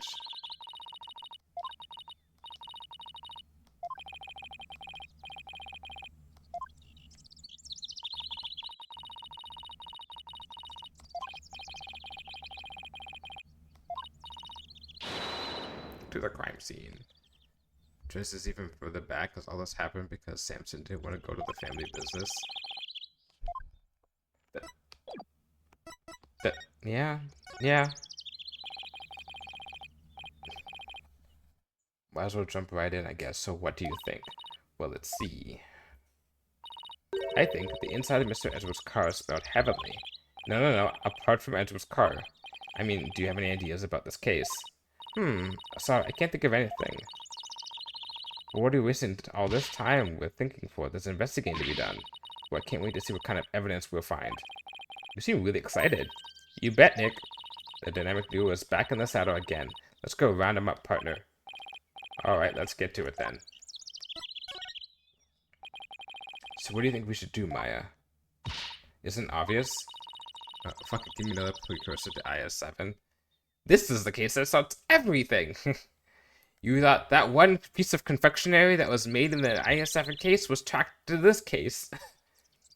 We start by investigating every single place that has anything to do with the case. And then grill every single person involved. Let's talk about the first case that started Gregory Edgeworth against Manfred von Kama. Wait, no. I think that was their first case. Now, go forth, Phoenix Wright. Search out the truth. Don't just stand there. Say something. Yes, ma'am. Louder. Yes, ma'am! That's more like it. I thought something was wrong with my audio. It's like, why is it so, like, soft?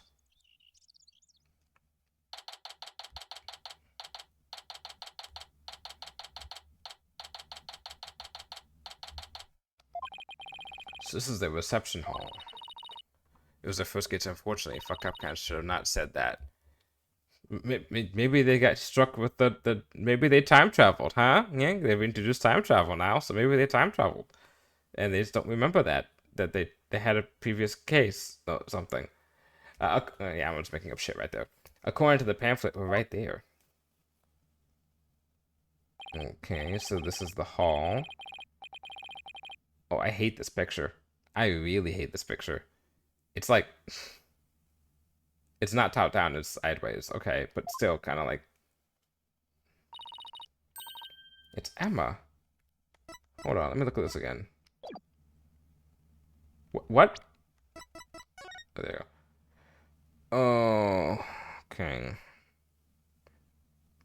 That's a lift? That's what that is? Oh, that's dumb as shit. Okay. How did we get in here? Even? I guess they don't show that. Okay, we know this. This is where we are right now. I want to be yawn. Here we go. So this is the elevator. That's the hall. I see. Okay. I'm assuming that we can't stop in the middle of the blimp. So only the top parts and the bottom parts. So far, that could change. Are only the possible rooms that someone can go in. So there's only 7 places a person can be if you don't count the elevator itself. Yeah. Well, no, because if you're passing through the lift area, you've got to at least have that open spot right there too. That one pillar on the right. Okay. Oh, look, yeah. Hey, Emma, over here. It's my sidekicks meeting again. IS-7 leads to DO6 indirectly to SS5, which leads to multiple other cases.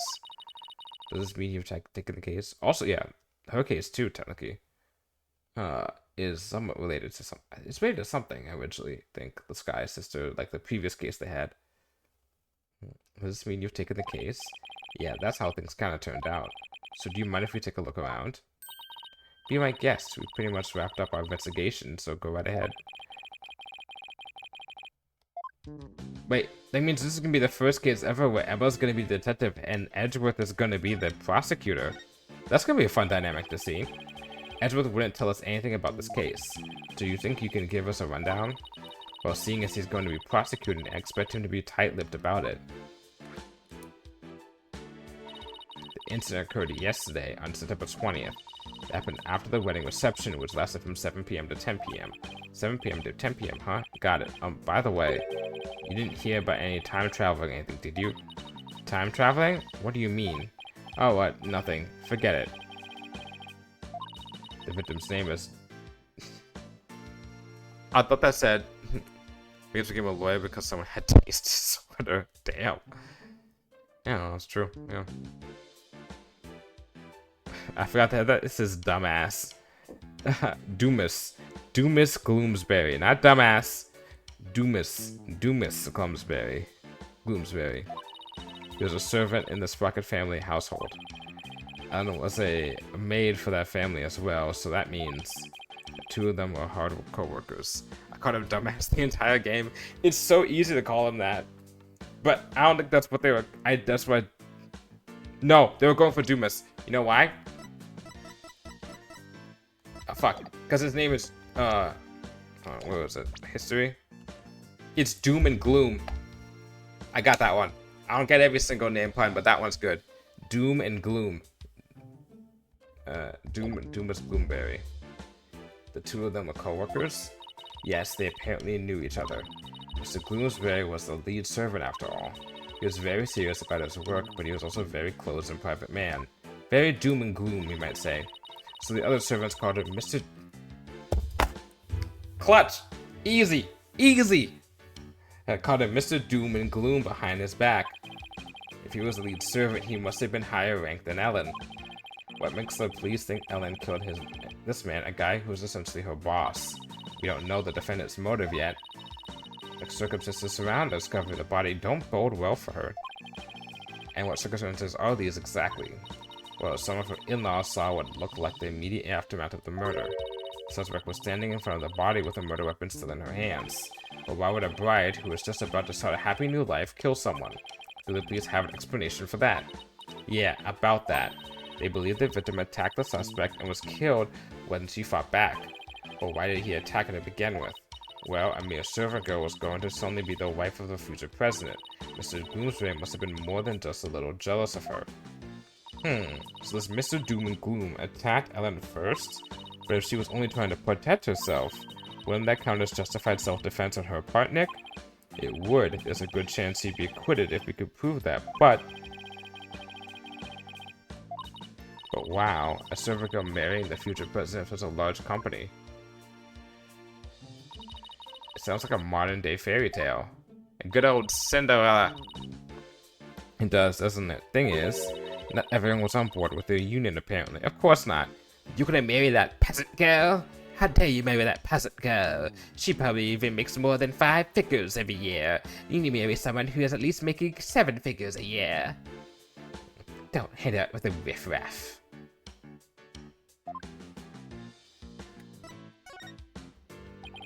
So what was the murder weapon, Emma? This clock with a secret mechanism built into it. It was on display here in the reception hall. The suspect was holding it when the murder was discovered. So the victim was clubbed to death with this, huh? That's funny, there's no blood on it as far as I can tell. Maybe it was wiped off in an attempt to tamper with the evidence? But there was definitely a luminol reaction. And it matches up with the shape of the injury, so it's gotta be the murder weapon. What a funny looking clock. Like the Thinker. They call it the Timekeeper. The idea is that it's a time machine. Every time the couple sees it, it'll bring them back to the memory of their wedding day. Huh. For those who know, everything after H1 is the TGA is the pharmaceutical company finding out how to solve multiple disorders cause everything. So what we've learned is that finding out how to solve problems causes more problems. That's true. But that's the thing also, when you think about it, like, when you're in science in general, usually when you solve something, you end up finding something else that you have to solve as well. It does happen on a big scale.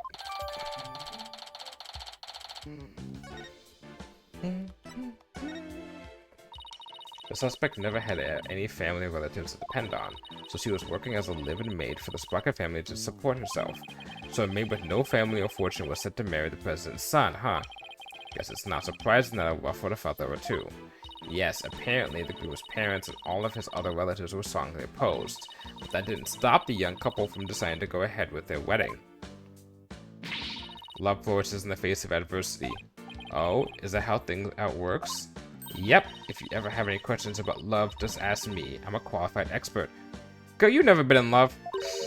Spend all my spare time crying and watching soap operas on TV. Wearing that costume of Phoenix wearing Ryunosuke attire.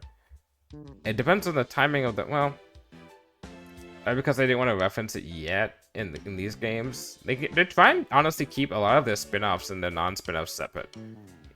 Which, you know, I don't particularly like, but, like, I guess I understand what they're trying to go for. Like, even with this case, right? This is a DLC case, which is set after all the other games, but because of the fact that you can play in any order, they specifically designed it as if it's possible for you to play this game earlier than, like, the first or second case. Like, not chronologically, but, like, just whenever you want to play it. I'm not sure that's enough to make you qualify anything, Maya. Oh, by the way... After you asked it? Oh, sorry about that. I heard this has faced the fair share of harassment too.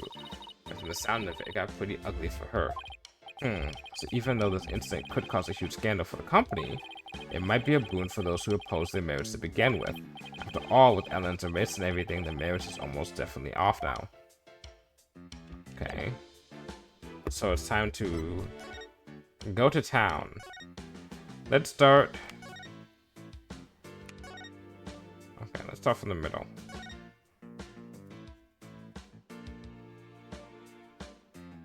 Okay, that's supposed to be the lantern the body was found in, and I managed to move it quite a ways. It looks like a cow, but it's pretty badly broken. What's it called? What's that thing from in Greek time, whatever? Or Roman time, or the Spartans, or whatever it's called. I'd take Return of Academy, it might be better than Turnabout Succession. Return of Academy had a great ending. I'll give you that. Let's see. Okay, let's see. Hold on. I'm trying to look up what was it Iron Bull? Myth or whatever? The Brazen Bull. Wait, Brazen Bull. That's what it was. The thing that they put someone in here and then they use it as torture.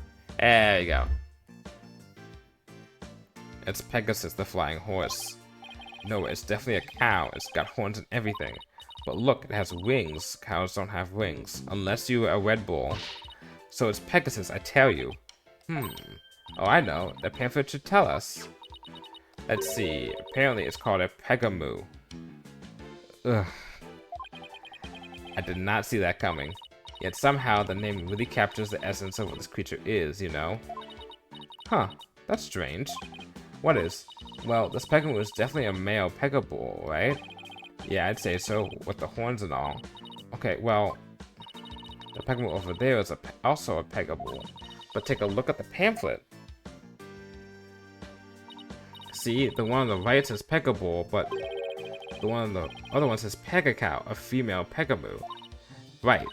The pamphlet goes on to say how they have Pegamoos for the happy couple. One for the guy, one for the lady. Session has a good premise, but the multiple instances of going back in time to somehow solve present problems makes no sense. It waited 7 years to solve the case and collected all the evidence needed, unless he had a partnership with someone in 7 years. That's all BS. I think it's less about going back in time and more that he was gathering information, and he couldn't do anything with said information until the time came. So he was the thing. The God, they needed a little bit more internal, thought process for a Wright, but then at the same time, I don't want that because I'm not gonna lie. I've said this before on stream. Hobo Wright is the best version of Wright. Hobo, like punished, like not in like the no, you can't see what he's thinking. Right is the best version of Wright because you actually get to see him actually be like, all right, yeah, the smartest version. He's like, all right, let's do this. And saw someone point out on like Reddit, I think a couple of months ago, that the only time you see him like that after that point is when you switch perspectives to him, from you, I think Athena or Apollo in like Turnabout Academy, and he's like when they first find the body, whatever, and then he's just like, don't tell the police, because at that point he's already like putting down the places to like do stuff with the dark, to go up against the dark side of the law, whatever it is.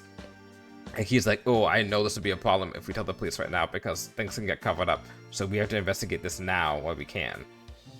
And you don't know that at the time being, but he's just like very like, he's being very just like, no, I got plans, guys. We gotta do this the smart way. And then after that, they put you back in his perspective, and it's about to be him being kind of this like the dad, you know, right dude. Who's honestly, it's good because he's still mature in this, and he's, you know, but yeah, it just, I don't know. I miss Hobo Wright because Hobo Wright was just like kind of like smarky and just be like, oh yeah, okay. He was the closest thing you ever gotten to a Columbo character in the series, where he just like, he's smart as shit, but he just doesn't let on that he's smart as shit. And he knows so fucking much, but he just doesn't let on that he knows so much. Steinbach almost killed my love for Ace Attorney. Naguda stomped out even further, but plotline in 5 saves it. Yeah, Naguda was fucking bad. He was so fucking Simon is fine. I think Simon as a character was cool because I like the fact of him like manipulating the attorney, because that's the only way you can have a good attorney now, other than just be like have good evidence and stuff, like prosecutor wise, is to have him be able to like know what was gonna happen and basically manipulate the defense to go down a certain path, and then they have to backtrack in order to solve something, but they were kind of on the right path, but not completely. So Simon having that was good. So I know everything was good, but not knowing was so boring. Yeah. Also, without Simon Blackwell, we wouldn't get the one good part of that Athena case in this game, which was him being a defense attorney with you. That was fun as hell.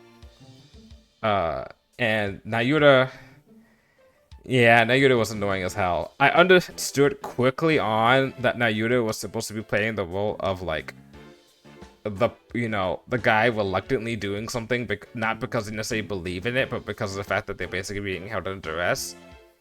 But I'm just like, alright, I'm like sick of your shit, especially by the Athena case. Especially who's just like, you putrid lawyers. Especially when he came to like the quote-unquote fantasy US and was just like, alright, we do things by my, like, not like the you get executed defense attorneys, but like the kind of just like, oh, you are putrid lawyers, you can't trust defense attorneys. I'm like, maybe in your land, which is still not true, but in our land you can. For some reason, there are 2 males here. Maybe somebody made a mistake when they were setting up the room? It's hard to believe a fancy like this would make some kind of blunder, though. So basically, there's 2 different types of ones. In any case, we better check on this thing out. For some reason, there are 2 males here. Okay. First off, that one catches my eye quicker. Did this come from the lantern? Yeah, it's covered in blood. Ah, it's that John Mulaney skit. Blood! Gross! Maybe it got on there while the killer was putting the body in the lantern. The ship went 0 to 4. And now it's written off. Come back, Clavier. Clavier ain't coming back. Clavier has less relevance than Athena does. Especially when Emma is now being, you know, Emma has better like stuff going on in terms of like back and forth with the prosecutor with Nayuta. She has a Clavier at the current moment, and also you put her back to being Edgeworth's, you know, detective if they decide to do a 7th game, if they decide to go that route. Can you imagine to open a door and finding the knob covered in blood? It's like Golden Idol last night. That'd be bloody awful to say the least. Okay. Hey, what's this? Grab other one convenient, then send her off from the Vista deck. Okay.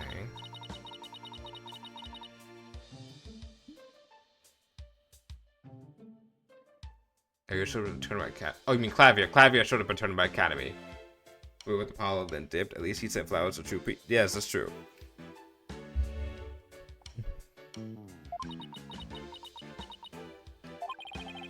Looks like a note outlining the murder plot. Papa wrote it has better handwriting than me, but it looks like they wrote it in a rush. And why would you say that? Because the writing is only smudged starting from the middle of each line. Alright. That happens when a right-handed person who has a slight hook writes in a hurry. Maya, how many mysteries have you been watching? I do it sometimes myself when I'm not paying attention to when my hand is on the page. Interesting. Looks like it writes in a hurry. Huh.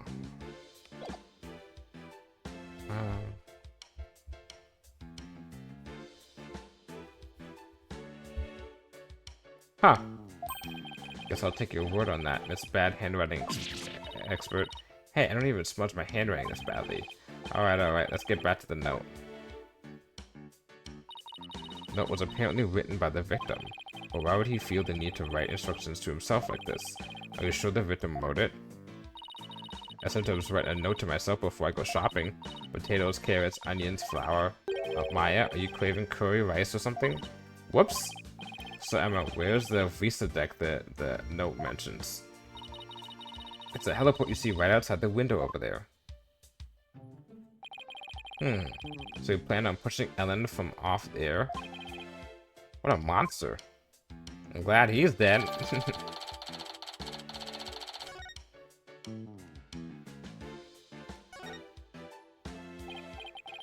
What do you think this is, Maya?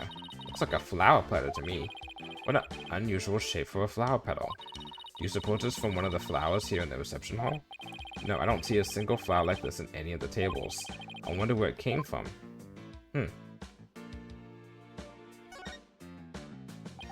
So this is where the body was found. And the first person to find it was Ellen. Emma, what can you tell me about the condition of the body when it was found? Did we, hold on. We don't have an autopsy report. Let's see, the victim was apparently hit on the back of the head. Here's a photo of the scene as we found it. I guess that about does it for this lantern. Okay, so that's done. Neat. The fuck? Oh.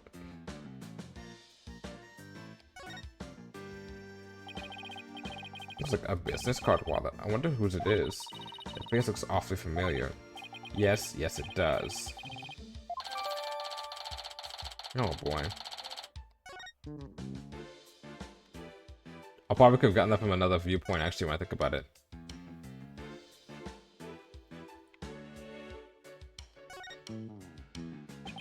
So that's the Visa deck out there. I bet the view is amazing.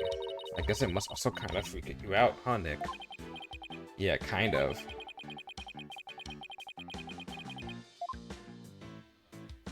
Yeah, fuck that. Fuck heights. Fuck all of this. This must be where the time machine was placed. I can't believe that such a beautiful memento was used for murder. It's just awful. Nick, we have to prove Ellen's innocence no matter what it takes. I agree. We can't let this go down as the saddest flying wedding reception in history.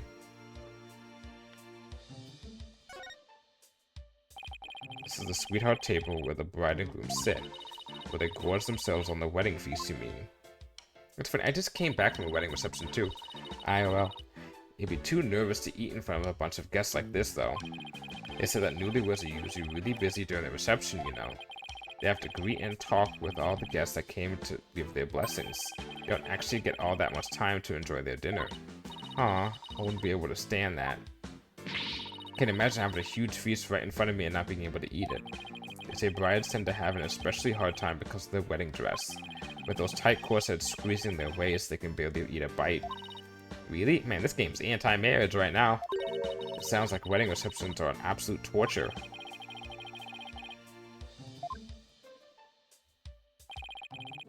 Okay, we're done here. Let's go over here to this bowl. Wow, look at the horns on this flying bovine. He must be a bull. Looks like he made it through the ceremony in one piece. Wow, look at those wheels. I bet it can be rolled around rather easily too. Yeah, I bet it would be quite a hassle if you had to lift and carry him everywhere. And this is what the backside looks like. What's that by the bottom of his tail? A wheel handle? Oh, I get it. This way they can get inside to change the light bulbs. I see they left the wheel handle on the inside unpainted. Guess they figured nobody would see it, so why bother? Makes sense to cut costs where you can. Well, overall, I can't say I see anything strange about this thing.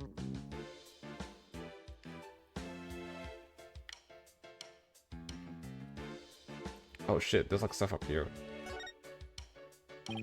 There's a hot air balloon, a symbol of humanity's ambition to take the skies. It's kind of a romantic notion, don't you think? Yeah, I just noticed that it doesn't seem to be tied up to the ceiling all that well. I'm sure it's fine.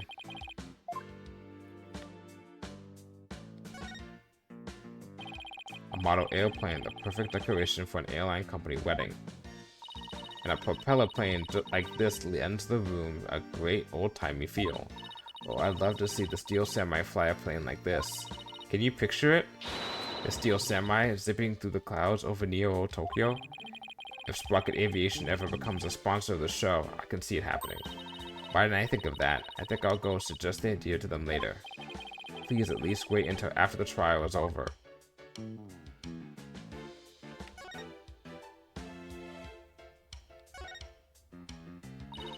I wonder what this petition is for. Imagine people like the reception staff or entertainers use it. They probably wait behind it when they're on standby. I see. With a petition this size, I bet they could even fit a elephant back there. Not that anyone sane would.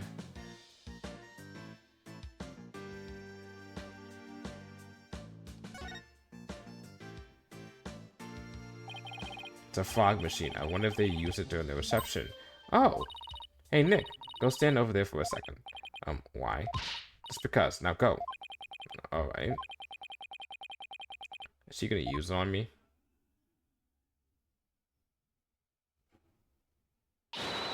Fogmaster 9000? On! Mario, no! Huh? Aw, nothing happened. Looks like it won't work without some dry ice. Darn it! I wanted all to do was surround you in a thick cloud of smoke.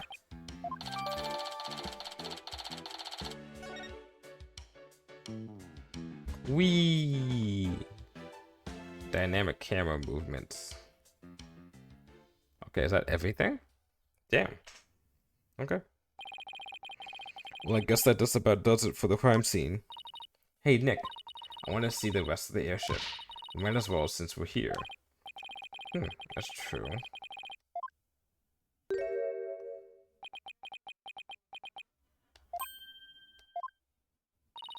Nick, how long has that guy been standing there? Excuse me, are you with Sprocket Aviation?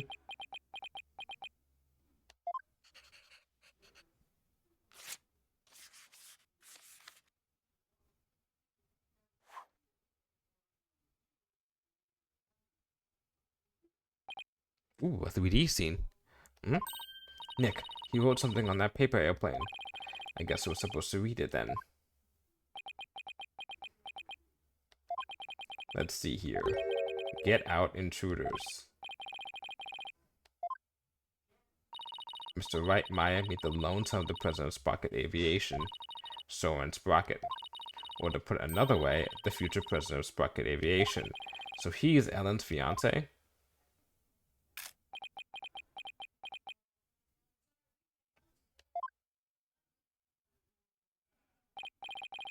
Oh, there he goes. There goes my hero. He's kind of an eccentric. I hear he's the genius inventor behind many of the Sprocket Aviation's business and successes. An inventor, huh? Yep, even designed this airship. That's pretty impressive. Nick, this is no time to be standing around gawking. We have to go after him. We need to ask him some questions about Ellen. Oh, right. Okay.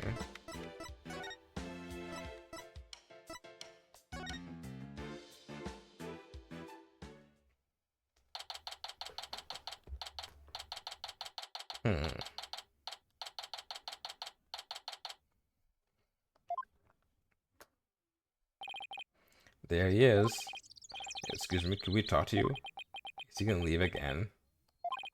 Excuse me, do you mind if I ask you what you're doing?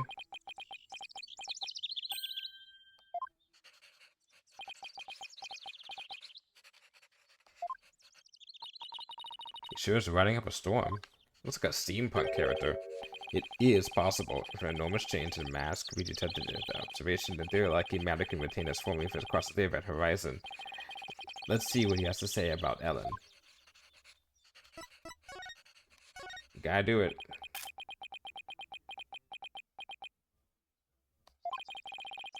Nope.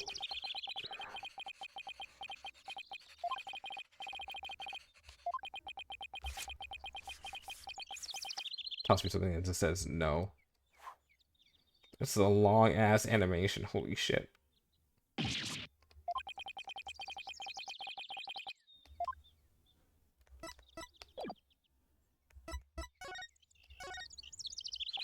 Excuse me, but we will representing Ellen in court tomorrow. So can we ask you about the case?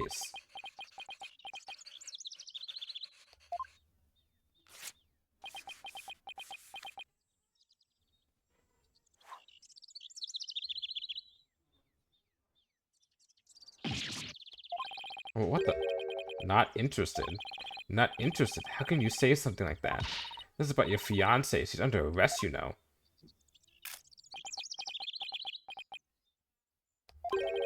The diameter of the airship is approximately 8 feet. The amount of energy necessary to move the matter comprised of that amount of masses. He's off in his own little world. I can't believe he said he was not interested in talking about his own bride's arrest. We'll just have to talk on his level then, or something he might be interested in. Okay.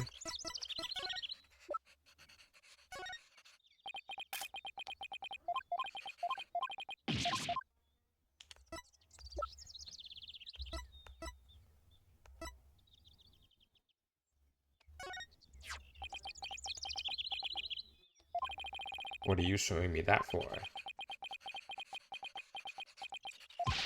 Mr. Sprocket.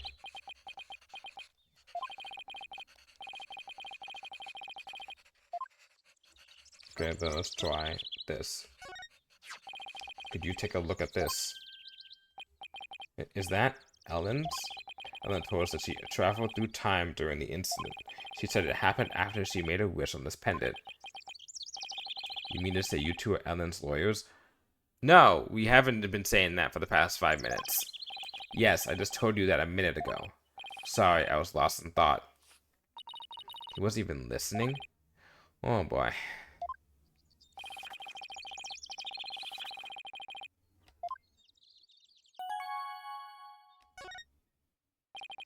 I'd like to ask you about Ellen's case, if you don't mind. I don't know a thing about it, so why don't you go ask the police? This guy is the worst. Now I feel sorry for poor Ellen. In that case, I'm going to ask you about how Ellen traveled through time. Go on. Guess that got your attention. So, is time travel really even that possible? Yes, it is possible. At the same time, it is impossible. The pendant I gave Ellen is not supposed to operate as a time machine by itself. What do you mean? The timekeeper, that clock we had displayed in the reception hall, that is the body of the time machine. The pendant is simply a part. That clock was a murder weapon, wasn't it? But it's a time machine too? What Ellen experienced is akin to traveling down a road by car key. Physically and metaphysically, it should be impossible. Unless, maybe the quantum system inside the pendant somehow accidentally interfered with the natural flow of the fourth dimension? We're losing him again. Maybe we'd better ask him more about the time machine. So you've been researching time travel, have you? Moving through the space-time continuum would be man's ultimate means of travel. Time travel is a mode of transportation. Since the dawn of time, man has developed multifarious means of transportation. Horses, steam engines, gas engines, airplanes, spaceships. But they are fundamentally similar in that they constitute three-dimensional movement. Travel through space-time continuum would shift mankind into a new paradigm. I don't know why, Nick, but I'm getting awfully sleepy all of a sudden. For generations, rocket aviation has advanced the development of transportation. Therefore, it's only natural that I would research time travel as man's next great leap. Oh, is he done? So what exactly does all this stuff he was saying mean, Nick? Well, basically, it's like taking a hamburger joint and a drive-through to it, I guess. Oh, I get it. It's the same burger, but with a quicker and more efficient delivery system. So what Soren really wants to do is launch humanity into the future. Launch, not lunch. But do you really believe that time travel is possible? It only becomes truly impossible when man stops daring to believe. Good line. Good fucking line right there. Besides, time travelers do exist, you know. But you wouldn't understand. Did you hear that, Nick? Time travelers really do exist. When you think about it, again, a little metaphysical. When you think about it, we're already time travelers. Because every single day, every single second, every single millisecond, every single measurement, we are traveling through time. That makes us time travelers. All I know is Soren isn't the easiest guy to wrap your head around. Oh, I don't know. I kind of like the way he talks. It's full of hope for the future. He's more passionate than I thought, too. When it comes to inventions, anyway.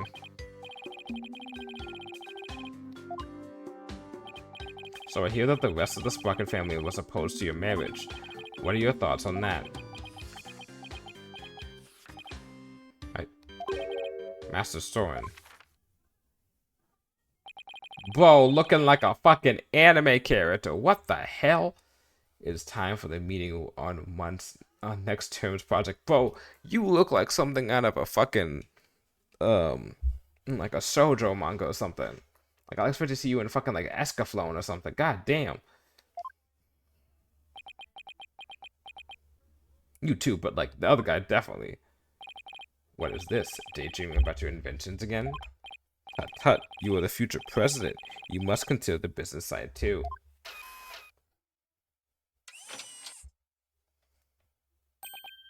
It is I found Soren. Send the car over at once. I'm not interested.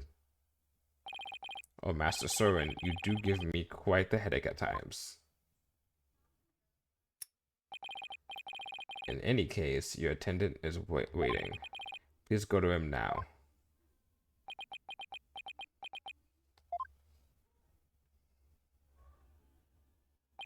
Excuse me, but who are you? Oh, where are my manners? My name is Pierce Nicody. Pierce Nicody.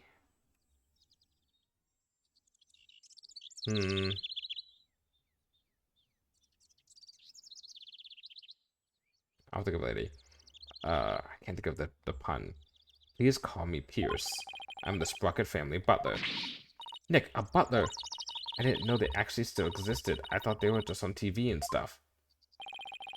Who might you be, if you don't mind my asking? Oh, I'm Phoenix Wright, Ellen White's a lawyer.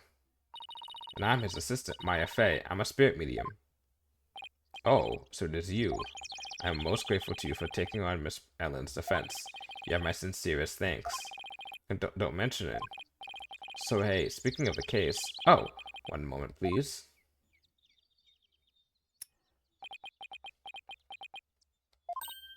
Wow, what a beautiful pocket watch.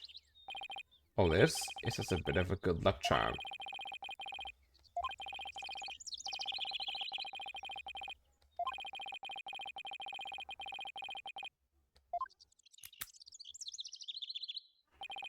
There's little time before I must attend to Master Soren again.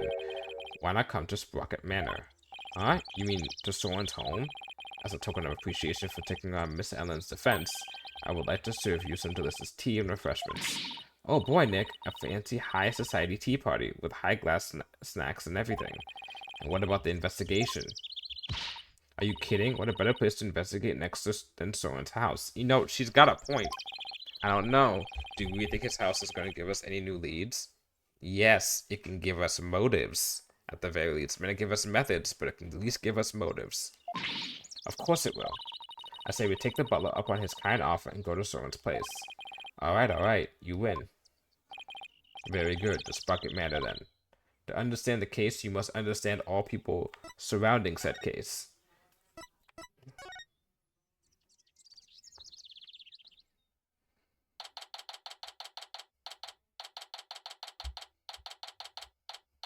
These people look like they're in a fucking, what's it called? Famicom Detective Club game. Wow, this place does not disappoint. Ooh, I'm so excited. Whoa, slow down, Maya. The mansion isn't going anywhere. Now then, we won't have to worry about anyone untoward eavesdropping here. I take it you wanted to ask me some questions? Huh? That's why you invited us here? I am sorry to have tricked you like this. But this is a murder after all. I couldn't talk openly about it in public and risk sullying the Sprocket family's reputation. Aw, and I was really looking forward to all those fancy snacks too. There, Maya. Don't cry. We'll pick up some food later. Hey, Nick, look at that cute vintage radio. I'm gonna take a closer look. Oh my god. I told you to settle down. I'm sorry. Not to worry.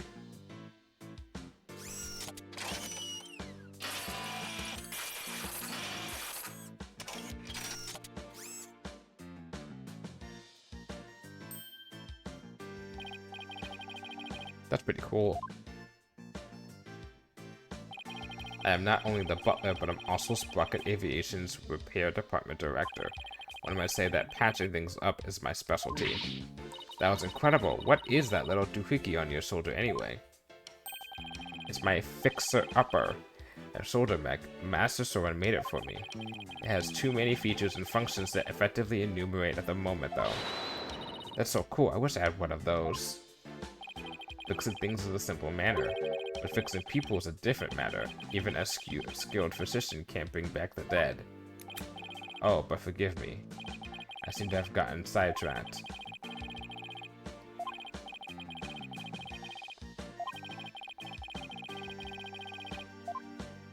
Let's examine things first, and then we'll talk to him. Hey, Nick. Now, here's a real lady. She looks smart as a whip, doesn't she? I wonder who she is. We didn't see her on the airship. That is Selena Sprocket, Soren's elder sister. Beautiful and capable, she was a great lady. Soren's sister. I think I see the resemblance.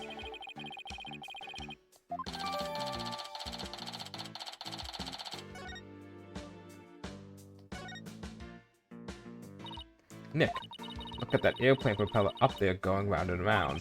I see they've got an aviation theme going on. Makes sense for an airline family. Wonder if it doubles as a fan. Ooh, what if the rest of the plane were on the other side of that wall? The wall would open up so the plane would take off in an emergency. How cool would that be? If that's what's behind the propeller wall, then what's behind the bull wall across the way? Oh, I know, maybe it's the rest of him. That must be where sprockets get their milk. Nick, first of all, that's a beef cow, and second, bulls don't make milk. Oh, right.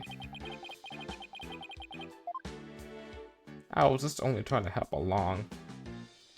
I can't click on the guy? That's bullshit. I can't click on people? Ooh, wait, hold on. Let me see if I try to click on this guy. Nothing particularly interesting here. It's a guy in a top hat inside, and he still has his top hat on. How is that not interesting? Oh, are those pictures of the wedding reception? Yes, I took them with my trusty camera here. Do you mind if I have a look at the photo? Be my guest. Take as long as you'd like.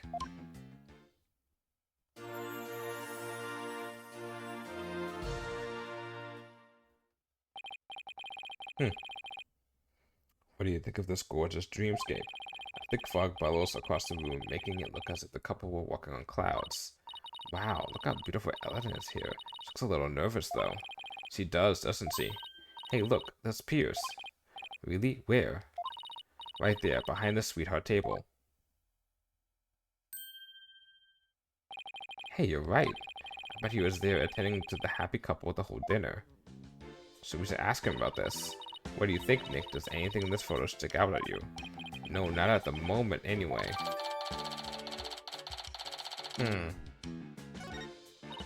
Hey, Nick, if Ellen really did travel back in time, do you think this photo is of the second reception, you know, after the time drop? I wonder. Excuse me, sir? Yes, can I help you? Ellen told us she traveled back in time. Would you happen to know anything about that? Oh, no, I haven't the foggiest idea what you're talking about. Interesting. Excuse me, but there's a card here on the floor. Well, look at that. It's a Flying Chapel keycard. Flying Chapel? What areas on the Flying Chapel require keycard, if I may ask? Mostly areas we want to keep the public out of, such as the staff room and the hold, which are chock full of machinery. So you can't enter those areas without a keycard? That's right. This one here belongs to Ellen. Yeah, wait, why is Ellen here? Did Ellen come back here after the incident occurred? I don't believe so, and she was arrested by the police straight away this morning. Although, there was a strange man with a gaudy jacket in here earlier. Was that man wearing a beret by any chance? Yes, he was. As a matter of fact, he was also wearing sunglasses and a fake mustache. Oh my god. He was probably here because Ellen asked him to get something. Oh, it's the bridal bouquet. Hey Nick, how about I throw it? And you try to catch it. Oh, that's what they didn't do at the wedding reception. Fuck, that's why I forgot about that. I made a joke. I went to a wedding reception and I made a joke to my friend being like, I wanted to go throw a bouquet here. And they're like, oh, it probably happened later on. And they never did. Why me? Just because. I bet you look hilarious flying around trying to grab it. But doesn't tradition dictate that it's the ladies that go after the bouquet? Who cares? Just catch it. Here. Hey, you threw that right at my face. Oh, you don't want to catch that bouquet. Trust me. Why not? They say it's bad luck to catch a bouquet of a marriage that doesn't last. But I already caught it. Whoops. Too late now, huh, Nick? Great. A bull? Come to think of it, there was a bull logo on the side of the Flying Chapel too. The president of the company must have had a thing for cattle. The bull is the symbol of Sprocket Aviation, to be as strong and steady as a bull. That's the company creed, you know.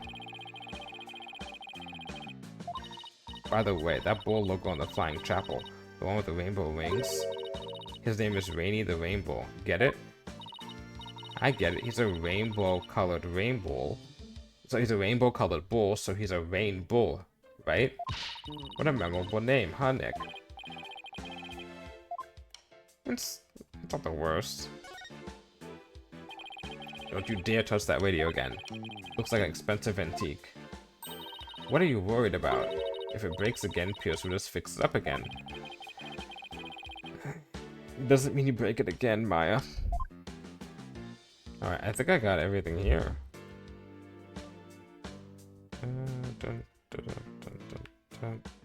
Yep. What's that?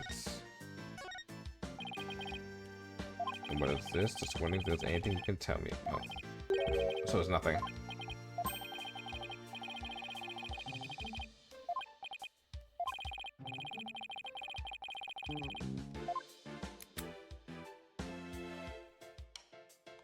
Let's go someone who be raised by like J. Michael Tatum. We talk to you first, and then I'll present the stuff I have. About the incident Miss Ellen was arrested for. Do you think she did it? Well, I can't prove it yet, but no, I don't think she could have done it. I guess you could have called it gut feeling.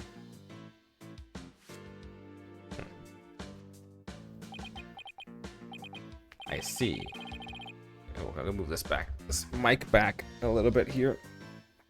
I'll move myself back a little bit too. Make it easier for me so I'm not leaning forward. I see. I guess we have different opinions then. Do we now? The prosecution says that when Gloomsbury attacked Miss Ellen, she fought back and ended up killing him. I agree with this perspective. Or rather, there's a consensus of the entire Sprocket family.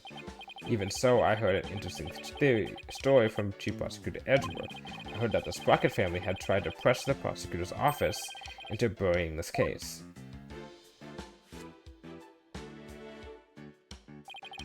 I fear you are mistaken. All we sought was a merely illegal consultation. Besides, none of it matters now, as she is no longer a part of this family. Fortunately for us, they had yet to get their marriage license before holding the banquet.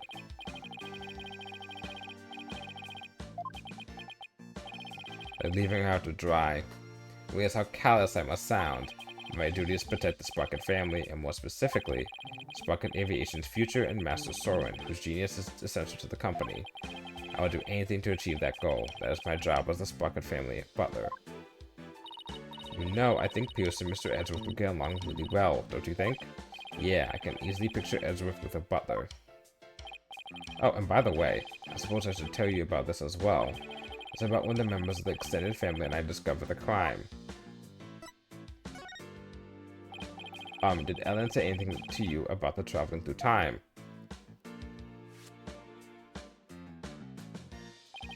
She must have been delirious. There was no need to take such a claim seriously. Soren himself said that time travel was possible, though. Master Soren said that? It sounds like he is still stuck in the past.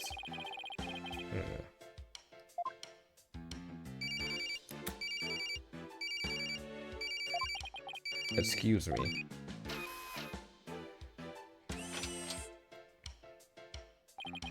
What is it? I see. I believe I told you that Madame will be having milk tea. Still have lemon slices at the ready, just in case. You must not disappoint me, understand? You sure are busy. All in a day's work. Still, we really do need Master Soren to start focusing on the business side of things soon. Can you tell us about what that thing you mentioned about Soren's past? There is something in Master Soren's past that he wishes he could change. Please forgive me, that this isn't something I should be sharing with strangers.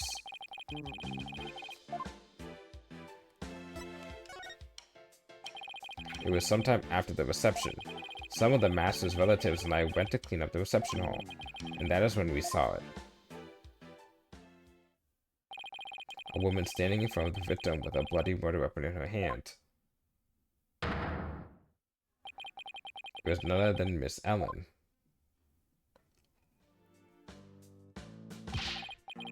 But Pierce, it wasn't what it looked like. That's right, she just happened to find the body. I do not know what Miss Ellen has told you, but what we witnessed was unmistakably the moment immediately after the deed had been committed. That is what I told the police who came into response to my call. I see.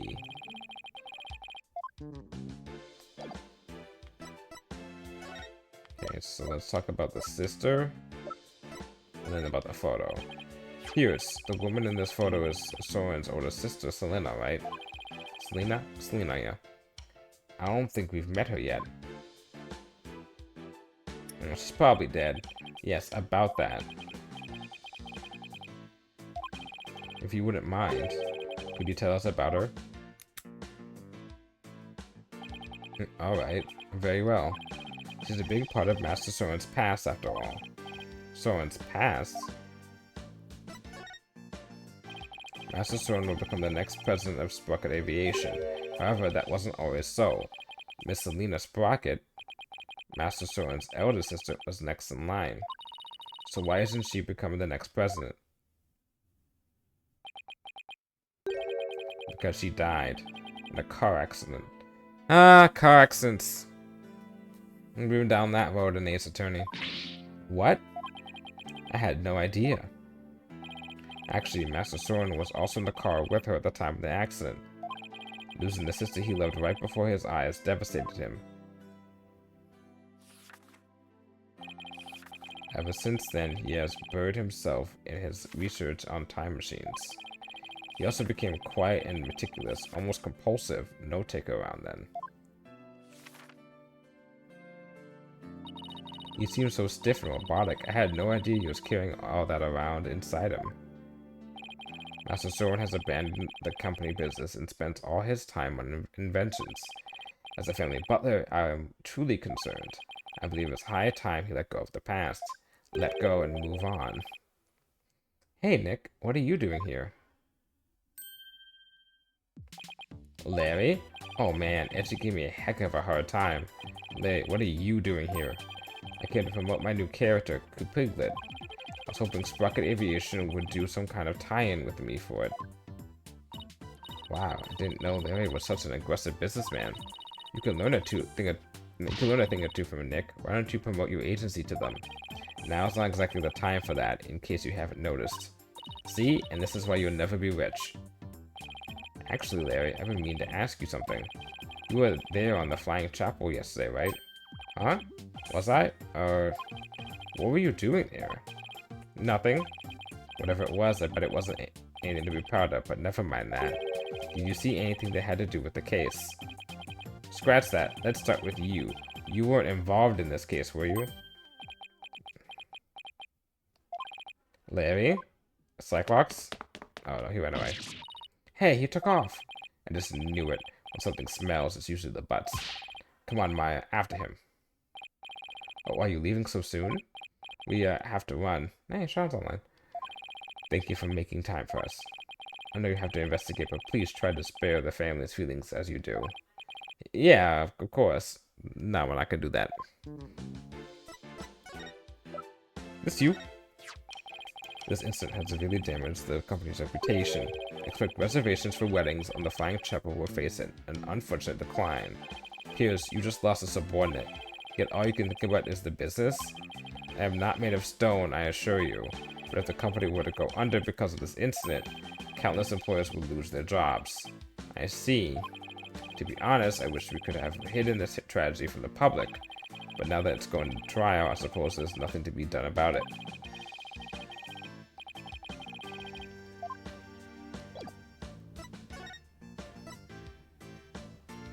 Let's go to the dock, I guess.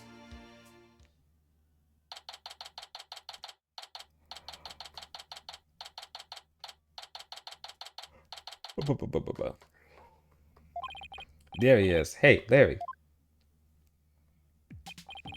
Hey there, friend. Fancy meeting you here. There's nothing fancy about it. All we did was follow you. So tell me, Larry, why did you run away like that? Huh? Me? Oh, I don't know what you're talking about.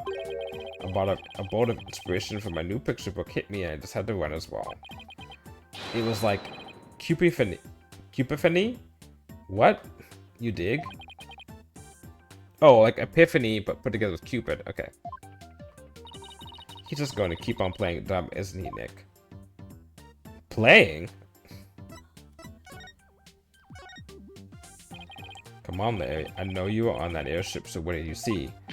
I didn't see anything. I didn't see anything because I never was on that stupid airship. There we go. How many? 2?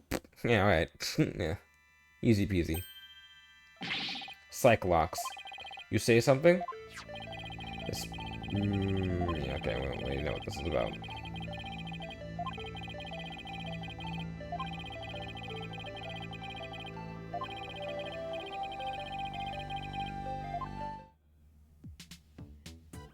Take that!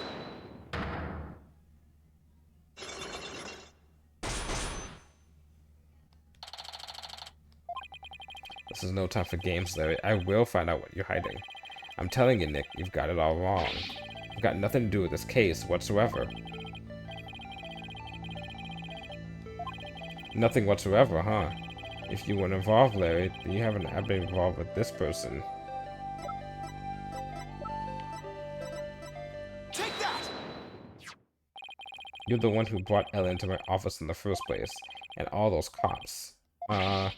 Nothing to do with the case whatsoever isn't gonna cut it this time, Larry. If you have to lie, at least do a better job of it. Okay. Don't diss me, Nick. If you're so convinced I'm lying, then let me ask you this. What makes you think I was on that stupid old airship anyway? Let me see some proof, if you've got any. Doubling down, are you? Fine. You want proof, Larry? Here's your proof that you were on that airship.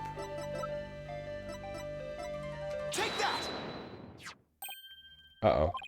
This is your business card wallet, isn't it, Larry? I found it in the reception hall. Time to come clean, Larry Butts. What exactly are you hiding? Alright, fine, you got me. I'll tell you everything. Easy. Easy first round. Are we not coming up before Persona 6 when it wasn't about RE6 when Persona 5 came out? It's hilarious. Yeah, Capcom needs to get their... Well, Capcom's getting their shit together after not having everything together for a long period of time, but... yeah, Sega needs to... We'll see what Sega does. They've been busy with like Sonic for a while.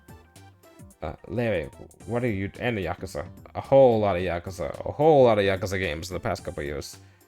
Larry, what were you doing on that airship anyway? Well, I want them to deliver the welcome to our wedding sign they ordered from me. Huh, I didn't know you took on real jobs like that too. Well, for your information, my wedding welcome signs are very popular on the net. And that's how you met Ellen? Uh-huh. I mean, I'd seen him in the photo for the welcome sign, but seeing her in person, the way she smiled at me and said thank you, I felt like I'd been hit by lightning. And that's when you fell in love with somebody else's bride, huh? Oh, classic Larry. So, were you invited to the reception? Can you believe they told me only family and relatives could attend? They wouldn't even let me into the reception hall. I got upset and started wandering around the airship. Must be when I dropped my business card wallet. But you know what? I saw something incredible while I was out on the flying chapel. Like, get a load of this.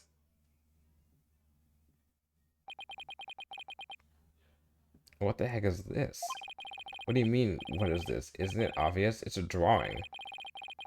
S gets a picture of one of my cabins on the airship. So what's so incredible about a cabin? Look at what was outside the window. It's one of the flying dinosaurs, a real-life pterodactyl. Looked at the cabin window and there it was, just flying out there. That airship traveled through time, I tell you. No. No, it didn't. I see what happened. I was noticing that fucking broken sign on the side. It's the broken sign. Well, what does it mean? If the sign's broken, then they're probably gonna say that the airship didn't take off. And it still landed, and that's what he saw from there. But if the sign is broken, right, then that means that the table was broken at that time. Huh. That's gonna make it. It's probably gonna use us to establish that an alibi either does exist or does not exist. Okay. What? When I told that Pierce Butler guy about it, he told me to never mention to anybody ever again. It's because he knows that the airship didn't take off? Well, why would he try to keep you from spouting what's clearly not just nonsense? Maybe Sprocket Aviation is secretly developing a time machine. Nah. Nick, this case is totally amazing. Larry, you didn't tell Mr. Edgeworth about this, did you? Of course not. Edgeworth would just roll his eyes and think I was off by rocker. I didn't even tell him I was wandering around on the airship.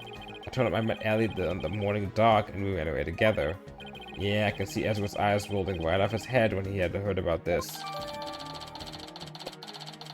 He is gonna get so pissed at Larry tomorrow.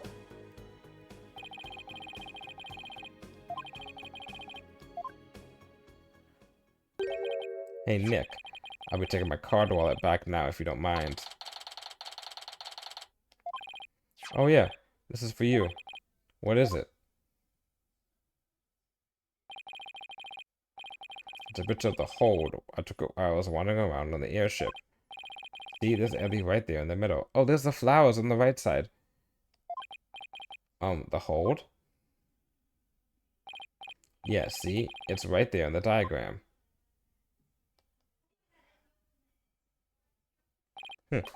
Okay, so now I know where the hold is, but what was Ellen doing there? Well, they were using it as a prepping area for the reception. I see. And around when did you take this? Before the reception. I took it while Ellie was getting everything ready. So this was taken before the incident occurred. I don't know if it'll be any help, but thanks for this anyway. By the way, Larry, I heard that the door to the hold is controlled by a security system. So how'd you get in there? That's a trade secret. I can't tell you. Did she drop out the card and then he noticed it and then he went to go give it back to her? He'd be like, I found your card. You're in love with me, right? I guess that's basically a wrap on the investigation. Not quite, Nick. I want to meet Ellen, too. Oh, that's right. You haven't met her yet, have you? Okay, let's head over to the detention center, then, so you can say hi.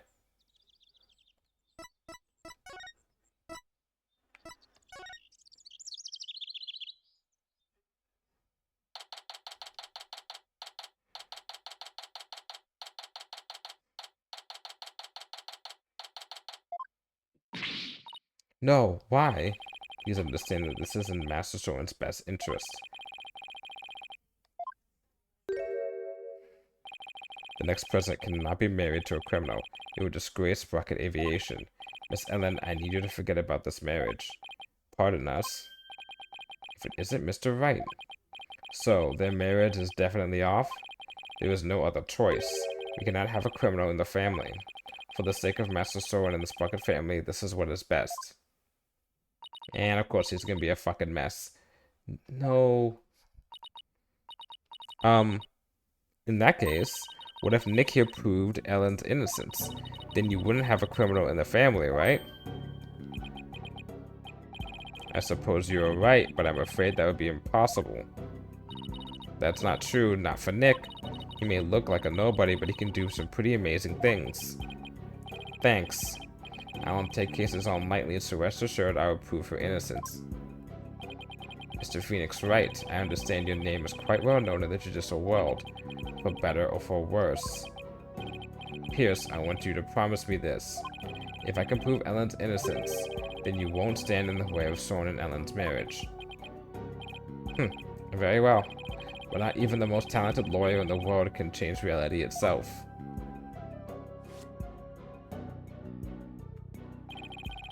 And the reality is, Miss Ellen is guilty beyond a shadow of a doubt. I believe that's where you're wrong, Pierce. I'm clean, I swear I am. Obsessively, compulsively clean. Just as clean and pure as this pure white dress.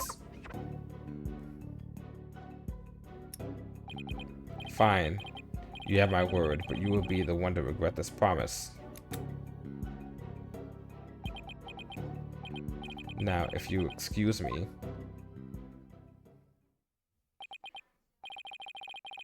Goodbye, guy who looks like that one guy in Escaflowne. Ellen, we finished our investigation, and we'd like to talk with you about what we found.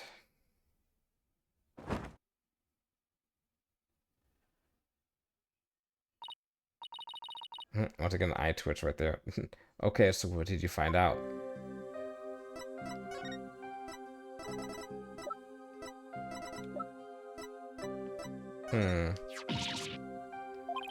What's wrong? I just remembered our reception. We were supposed to be so happy together. Oh, where did it all go wrong? Why did this have to happen to me?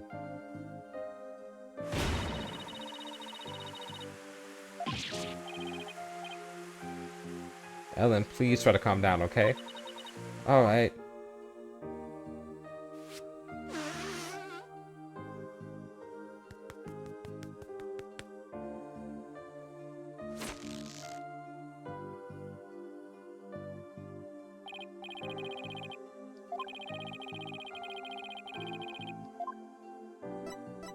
So I can't ask her about anything. Oh, poor Selena. Oh, I feel so sad about what happened to her. Selena! Yikes, Ellen, please try to calm down. Pretty please, with sugar on top? Soren and I were supposed to be happy for Selena's sake too. Okay. We should probably leave this topic alone, Nick. If I present the wedding information, she's gonna get upset. In the course of our investigation, we heard that you had been standing in front of the victim with a murder weapon in your hands.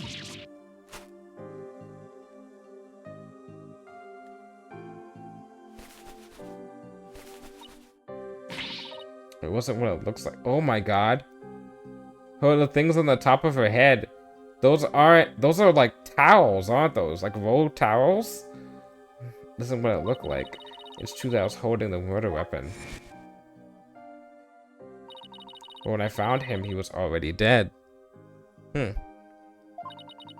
I panicked, and I was hoping I can go back in time again like I had done earlier. So I picked up the timekeeper from the pedestal and brought it over without thinking. You were so desperate you were ready to try anything, huh? Unfortunately, that sort of behavior makes you an easy target for the prosecution. And as for your little trip through time, none of your in-laws can confirm your story, I'm afraid. I see. Oh my god, I am right. Those are fucking like hand towels as bow towels at the back of her head.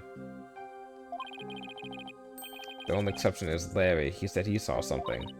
Really? What did he see? Can't say I quite believe it myself, but Larry claims he saw something incredible. He claims he saw a pterodactyl flying outside the airship.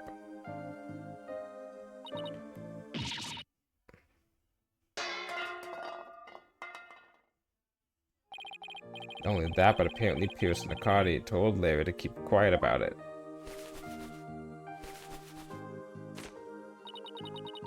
But why would Pierce do such a thing? My thing is, how are we going to prove that it's from that? We have no picture that shows the park that the thing is on. Larry's theory is that Sprocket Aviation is developing something in secret, a time machine to be exact. Do you think that's why nobody could confirm my story, because it's secret? I really don't know. But speaking of your in-laws, you did manage to find your key card at Sprocket Manor. One of your in-laws said he'd keep an eye on it for you. Oh, thank goodness. I lost it while I was getting things ready for the reception. I looked everywhere for it. I'm so glad you found it, so Larry took it then. Well, Nick, looks like you'll have to prove the existence of time travel in court tomorrow. That's right, I swear that while Mr. Bloomsbury was being killed, I was busy traveling back through time. Great, with stodgy skeptic Edgeworth at the helm of the prosecution tomorrow, we're gonna have our work cut out for us.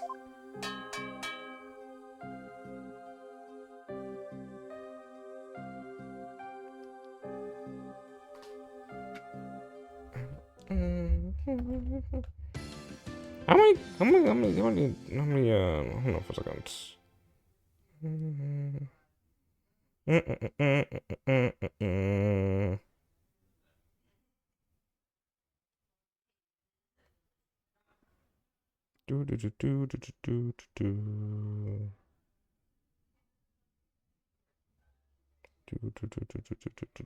Okay.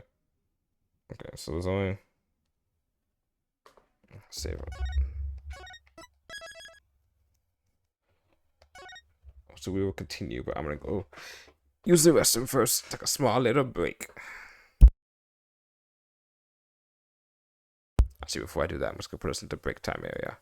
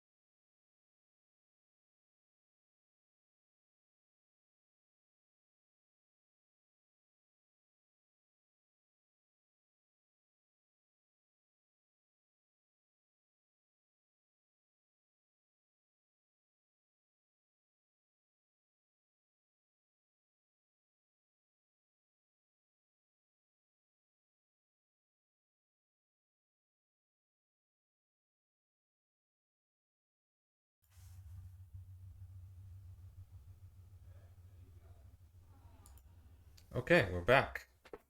I went out to go to the bathroom. I also cleaned up a little bit for a split second, put on my light, got myself a G0, and we're ready to party.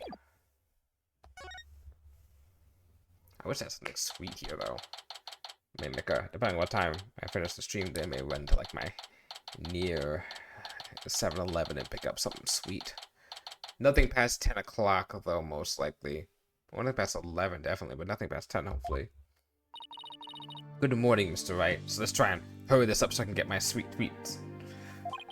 Good morning, Ellen. I see you're still wearing your wedding gown, and I will continue to wear it until our marriage is saved. Soren.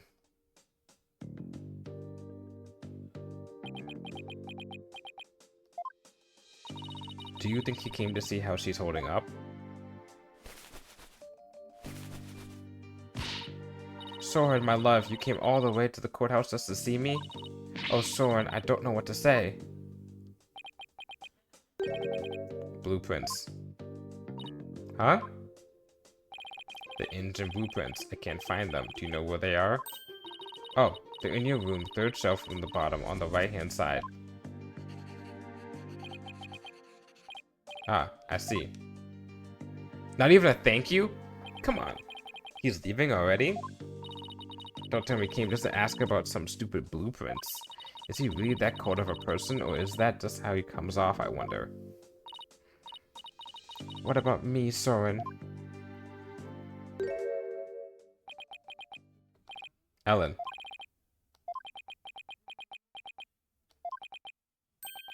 Come home soon. I'm lost without you. I think he actually legitimately means he's lost without her. Like, he literally can't do jack shit other than do, like, physics shit without her. Or he... No. No way.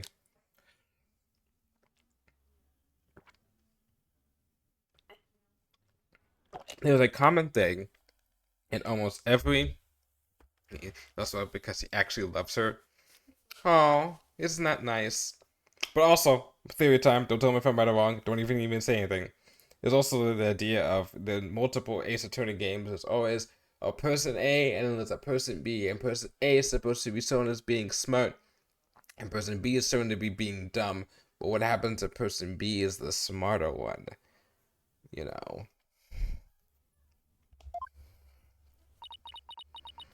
And maybe they're continuing that here. Soren. Later. A man of many words, this guy. Many romantic words. Clavier, exactly. Looks like showing your vulnerabilities is the fastest way to capturing a woman's heart. You should take notes on this, Nick. Please leave me out of this. And I did show my vulnerabilities to the Hawthorns and see how that turned out.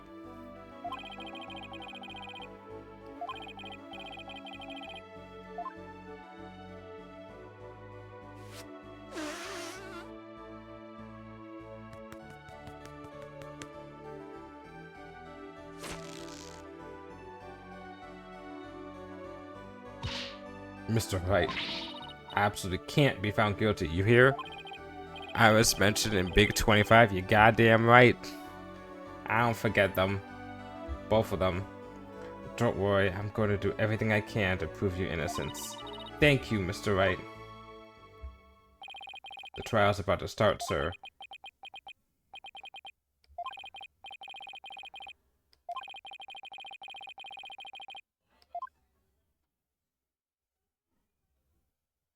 It's time to do court battles with the bestie. Let's go. Yippee.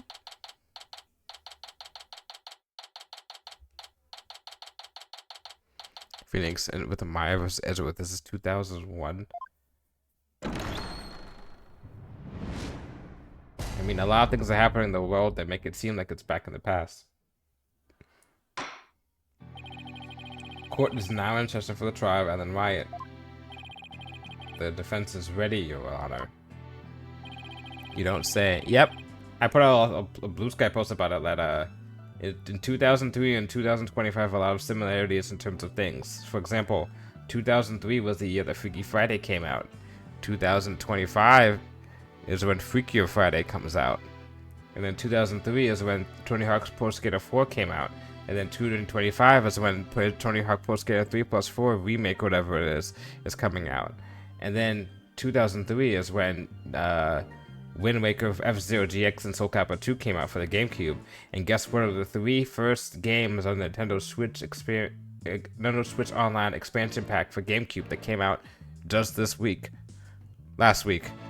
Those 3 games, Wind Waker, F-Zero GX, and Soul Calibur 2. Seeing so many familiar faces gathered together like this. Also, 2003 is when Max Payne 2 came out, and earlier this year I played Max Payne 2 for the first time. I feel as though I'm in a grand reunion. Makes me want to go out for dinner and drink and reminisce with all of you. The judge got younger. Yeah, he got a little shine on his head. Oh, that sounds like a great idea. I was dying for a real burger the whole time I was away. We can make it a welcome back party for Maya. How about it, Edgeworth? I have no intention of cavorting with my enemies. Now then, Your Honor, let us start with this trial at once.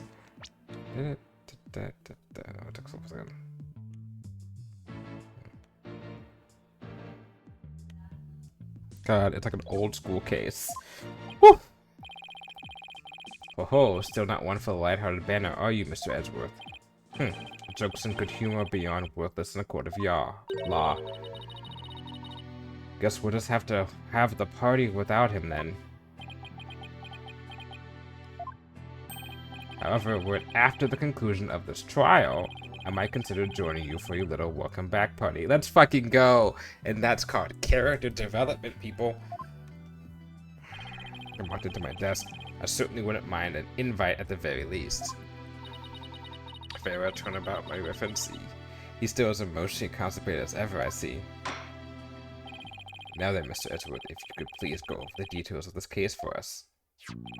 The victim was Dumas, not Thomas, Dumas. Winston, you could do it. Dumas Gloomsbury, a servant in the Sprocket household. He was in attendance at the wedding reception that occurred from 7 to 10 p.m. Mr. Gloomsbury apparently felt some animosity toward Ellen Wyatt, and so, a bit after the reception ended at 10 p.m., he assaulted Miss Wyatt at the intent to kill her. The defendant fought back and ended up killing Mr. Gloomsbury. In other words, it was just justified self-defense, correct? If that's the case, then the defendant might not be criminally responsible.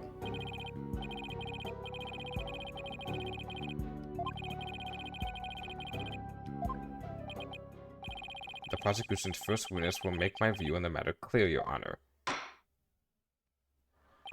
Very well. Bailiff, please bring in the first witness. There are only 3 options. Unless they got a 4th? No, it's okay. No, I can work. Okay, so shoes. Please state your name and occupation, witness. Emma Skye, forensic investigator. And I'd just like to say, sir, that being in the same courtroom as you is a great honor. Oh, that's right. You're a fan of Edgeworth's, aren't you, Emma? She's finally working for her idol. It's so happy. We're good friends and all, Mr. Wright. But just this once, I intend to faithfully and fully testify for the prosecution. And I do mean that wholeheartedly. Heh, I expect no less from you. No, we lost one. We lost one in the divorce. Edgeworth took the kids. Yes, sir. I'm going to do my very best. Her proof is the innocent means not. We did. I see how it is, you traitor. Looks like you lost the popularity contest to Mr. Edgeworth, Nick. I really could care less. Besides, she'll see who's the better lawyer once I win this trial. Let's go! Yeah, maybe then you'll actually really care less. Now, Detective Skye, if you please.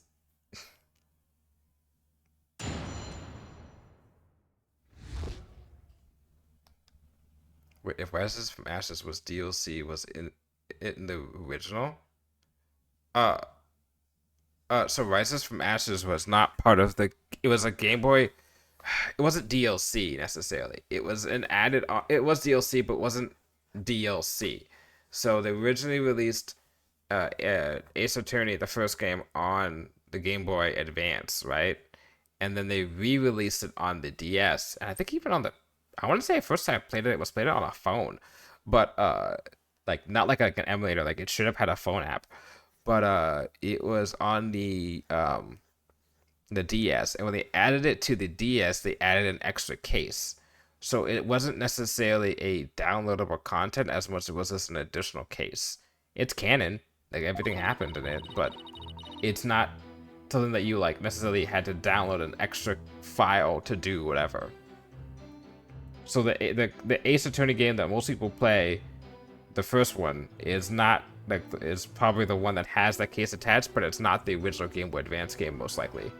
Which you can also see that in the fact that that case is the first case to use the DS's abilities with being able to blow on the fingerprints and able to tap the screen for the fingerprint collecting that you do with Emma. That stuff you couldn't do on the Game Boy Advance. You can only do that on the DS.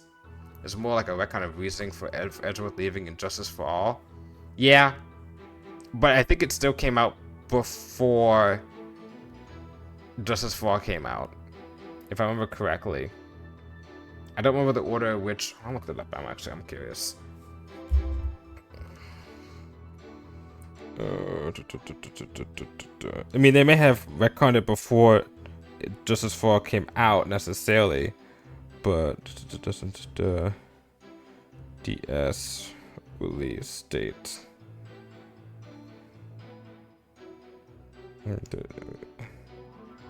Okay, so it first came out in Game Boy Advance in 2001 in Japan.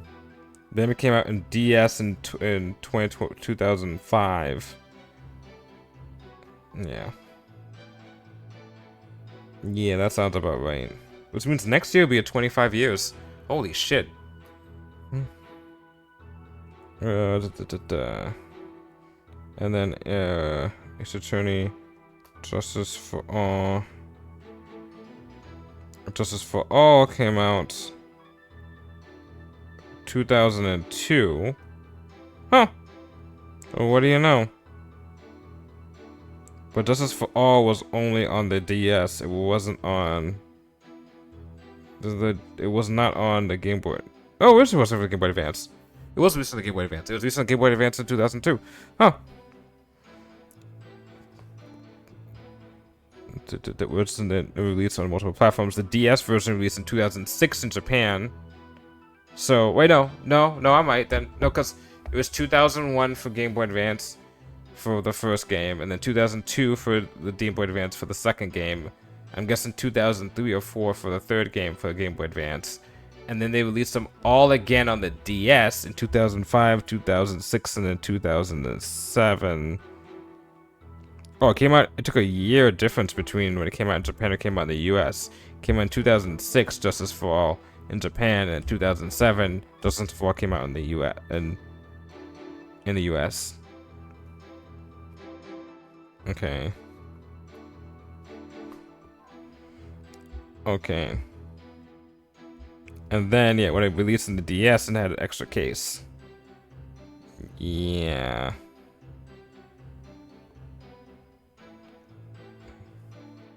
Alright, because I think it says, yeah.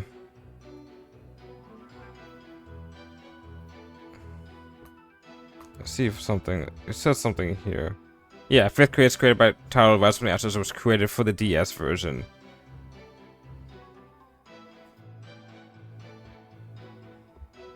Yeah, okay, yeah. 12 years are only getting late in the game and no Ace Attorney 7 and or even TGA 3. Well, yeah, because someone put it as they spent a lot of time, and I mean a lot of different the time between I think it's like Dual Destinies and Spirit of Justice was like a shit ton of time, and then the time between Spirit of Justice and Apollo Justice was also a shit ton of time. West was added after Justice for All, so yeah, it was a retcon. No, it was still added before there. Well, I mean, yeah, that's what you were saying. It was added, yeah, it was technically added after that, so it was a retcon in a sense, yeah. But I don't think it was created for the purpose of being a retcon. It just served as it just ended up being a retcon. Hold on, I'm sorry, I'm gonna go back 1 second. Timekeeper, victim was hit with behind and fell over into the lantern. The defendant was spotted at hand standing in front of the body holding the murder weapon. The victim was struck twice, by the way. Give me that autopsy report, please. He was struck twice. That's right. There's no mistake about it. The first blow was to the back of the victim's head. It was hard enough to knock him unconscious. Yet despite the fact he had been immobilized by the first blow, the defendant delivered a second fatal blow to the side of the victim's head. Which means what exactly? Ah, he did the thing. Yes, we're bringing history into 2026. Oh, absolutely. I figured it would go right over your head. Let's put it this way. By striking the victim a second time, the defendant killed her last chance to escape any criminal wrongdoing. She did, but how, Mr. Edgeworth? The defendant may have been fighting back because she was being attacked. However, she then went on to deliver a fatal blow to the man who was already fully unconscious. Nick, is he saying what I think he is? I don't feel so well. And thus, Mr. Wright has justified self-defense been removed from the table. The prosecution intends to prove the defendant killed the victim with a murderous intent. Allow me to belatedly, there we go, submit the victim's autopsy report. It's not updated yet, but it's just an autopsy report for now.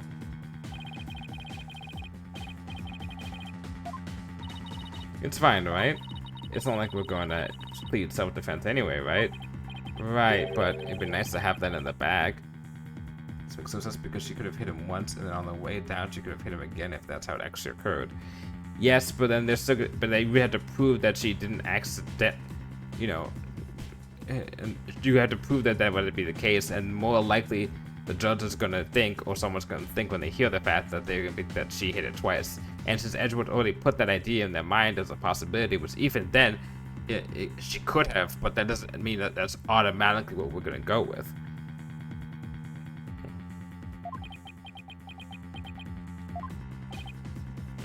It's like shooting someone more than twice. Yeah, I mean,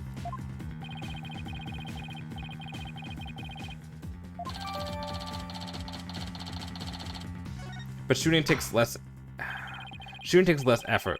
Like, you know, they always say, like, if you're attacked and you have to defend yourself, you shoot to kill, right? So you're not gonna just shoot one bullet. You're gonna shoot probably more than one. But like when you're attacking someone to get them off of you, if you have the weapon, like a physical, like hardcore weapon, you have to bring your hand back and then come back down again to hit somebody with. There's a lot of effort to like hit someone over once. It's the reason why a lot of the times you see in these cases, when someone dies from getting bludgeoned, they get bludgeoned once. They get bludgeoned twice. They get bludgeoned 3 times. They get bludgeoned once. You know. Now then, Mr. Wright, you may begin your cross-examination. So if we're following by that logic of every single person who's killed someone in this game has bludgeoned someone once, then the idea that someone hit someone again, the first one basically nullifies the second one. What's the line between someone just waiting for someone but an act of flight or fight to just keep on going?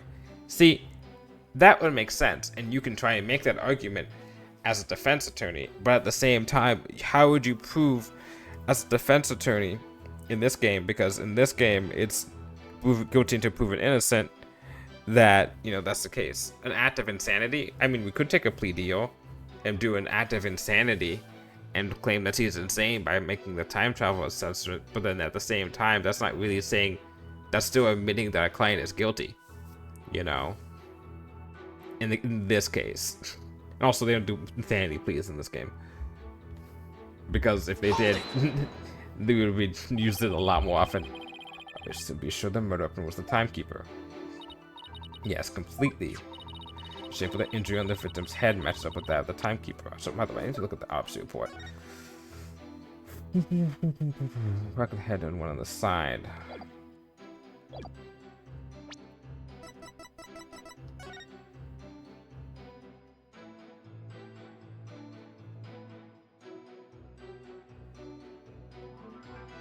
Interesting.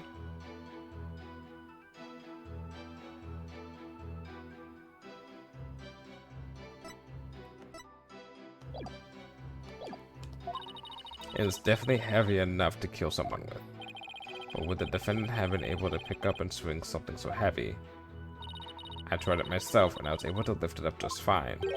Maybe you're just freakishly strong? This will be okay. It was most easiest of not guilty from insanity. Exactly. Excuse me, Mr. Wright? I'll have you know that people on the force know me as the dainty forensic investigator. I'm sorry. Mr. Wright, this is a court of law. Save your antics for after the trial if you know how. Yes, sir. It won't happen again, sir. Moving on. Talk about hitting someone, then going back in time? Okay, yeah, sure. But the thing about pleading insanity also is the fact that you have to legitimately prove that they're insane. And even if I'm making the case of that, they could just be like, you're faking to try and plead insanity. Hold it! Mind you, she is not in the best of emotional states right now, and we can probably make the argument that we can take advantage of that to try and plead insanity with how she's coming off right now. But at the same time, I don't think that would have worked in the real life anyhow. The defendant was fighting back against the victim, right? A lot of times people aren't insane, but it doesn't matter to the tests they conduct. I didn't look into that in real life to see how often people try and actually do that type of stuff. If so, wouldn't she have hit him from the front and not from behind? Especially if he's trying to kill her. Then must have tried to run once Miss Wright started fighting back. That's probably when he got hit from behind. I see, that's the blow to the back of his head. Yeah, polygraphs aren't exactly reliable, even too, supposedly. The defendant must have looked awfully scary when she was brandishing that clock. I don't know about that.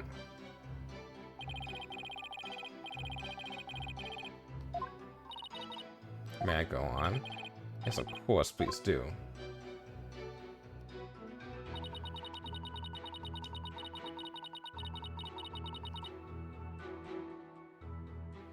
Hold it!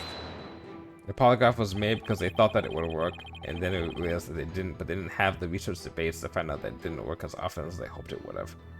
That's only because they were so panicked when she found the body that she tried to use the timekeeper to go back in time. Objection! Mr. Wright, do you have any idea how absurd you sound? But Miss White really believes she could travel through time with that clock. You really should have come up with a more credible story, you know. Yes, I agree.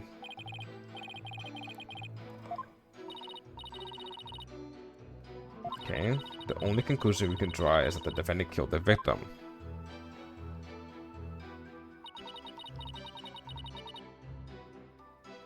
Hold it! Miss Wyatt must have had a chance to escape after she struck the victim the first time. So why would she stick around and hit him again with such a heavy object again?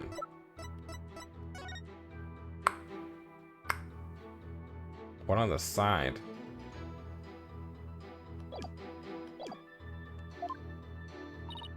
Well, about that, allow me to explain. Why did she strike him again indeed? To finish off the victim, of course. Basically, so much for the Chandler case, the only case where you can please lead self-defense. That is true. Because it makes sense though, because it, like, she wasn't in control and someone else was attacking. This is act clearly shows that they had been every intention of killing Mr. Gloomsbury. But Miss White would never do a thing like that. Let's see some evidence that disproves my theory. You're just gonna stand there and take that from him, Nick?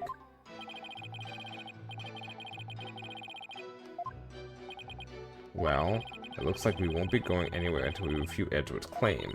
This is so exciting. We haven't taken on Mr. Edgeworth in ages. Yeah. Okay, Nick, now go get him. No need to rush me, Maya.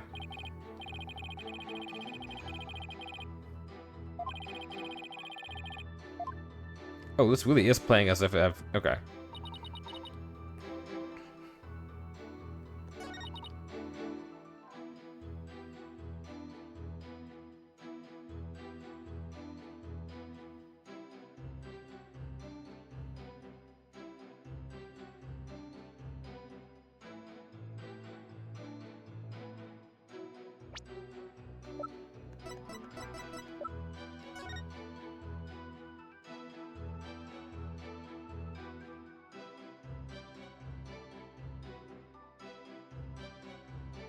How does that work? How do you fall behind, get hit from behind, and then fall this way? I mean, I'll try this. Objection! Okay. Alright. You get that little strand that he has? Detective Sky, I'm afraid I have to apologize in advance. For what? For embarrassing you in front of your idol. What do you mean? If you take a look at this photo of the crime scene, you'll see that the victim is lying on his back. But if the victim had been hit from behind as you claim, then he should have had fallen over into the lantern face down. It's not enough to simply take someone's side of the sky, even if it's Mr. Edgeworth's. Oh. There does appear to be a flaw in Detective Sky's testimony. Mr. Wright, if you think I'm going to just back right down, then you're sadly mistaken. Don't forget, she's in front of her hero, Nick. If the Steel Samurai came to watch this trial, I'd want to do my absolute best, too. Listen, Mr. Wright. It's entirely possible the defendant moved the victim's body after he fell over. In that case, there wouldn't be any contradiction, right? Indeed, that was an excellent counter-argument, Detective. You can count on me, sir, and she's got a good point. And yeah, we want another animal, please. So what do you have to say to that, Mr. Wright?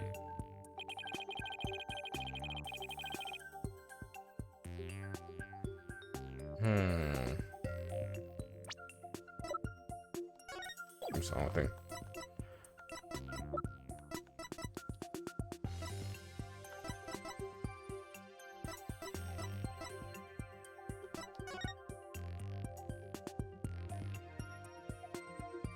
No.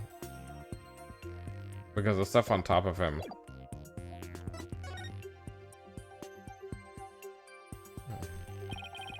How's everybody?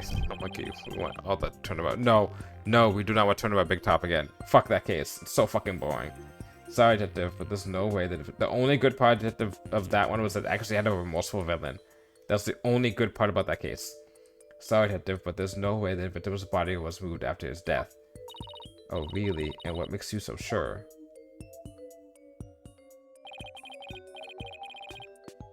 Okay, it should be obvious.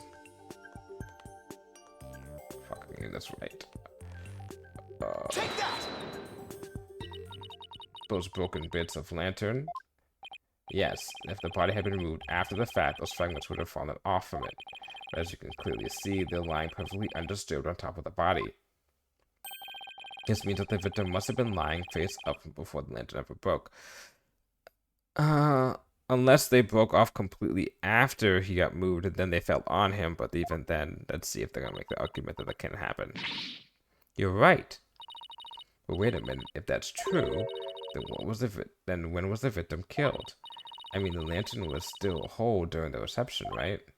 Right, which means you've just overturned a major assumption about this case. The victim was already dead before the lantern was even broken.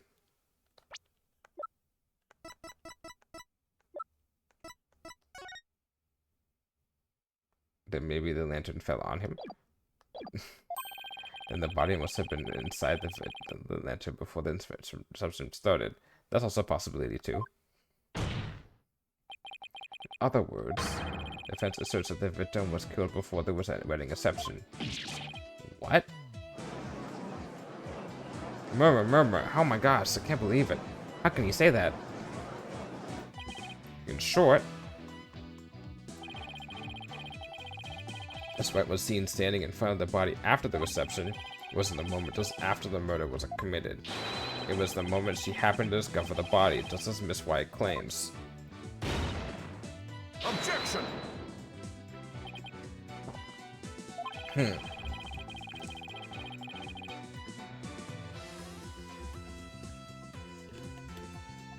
No, we're not getting those cases. No. I'm okay with the Athena case. And I'm okay with a Apollo case if it ties him through his mom, but other than that, no. Whether the act was committed before or after the reception is entirely inconsequential. After all, it was the offender who appeared at the reception for the incident in question. Therefore, when the matter occurred, it changes nothing in regard to her guilt. To have killed the victim before the reception, as you claim, and tried to hide his body in the lantern after the event ended. Sorry, but that doesn't make any sense. I mean, where would the body have been hidden during the reception in your scenario?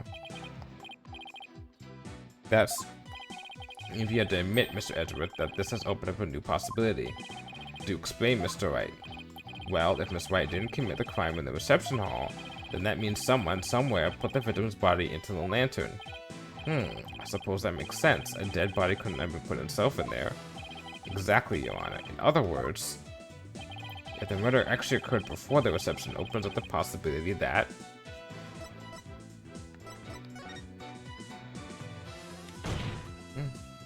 If the body was hidden inside the lantern, it's possible that the body was moved along with it from somewhere else. Oh, you're right. You can run that mouth of yours all you want. But do you have any evidence to support what's coming out of it, Mr. Wright? Of course I do.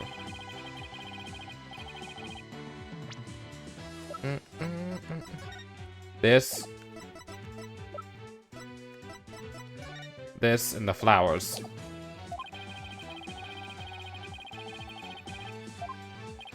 Very well, Mr. Wright. In that case, what proves that the lantern and the body were moved from somewhere else? Take that! What? What? Wait, hold on. Is it actually what?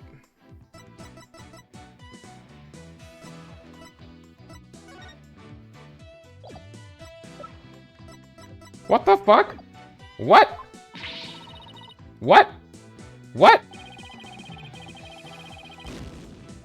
Not what? Nani?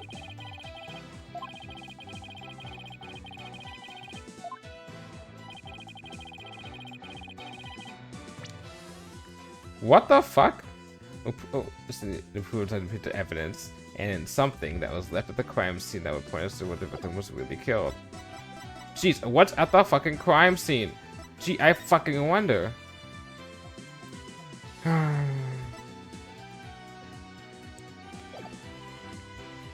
Take that!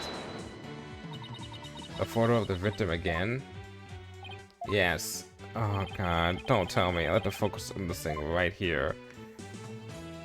Oh, please don't tell me. Take that! Flower petals, Mr. Wright? Fuck this game. These petals are from the kind of flower that were not present in the reception hall. This means they must have gotten into the lantern when it was somewhere else.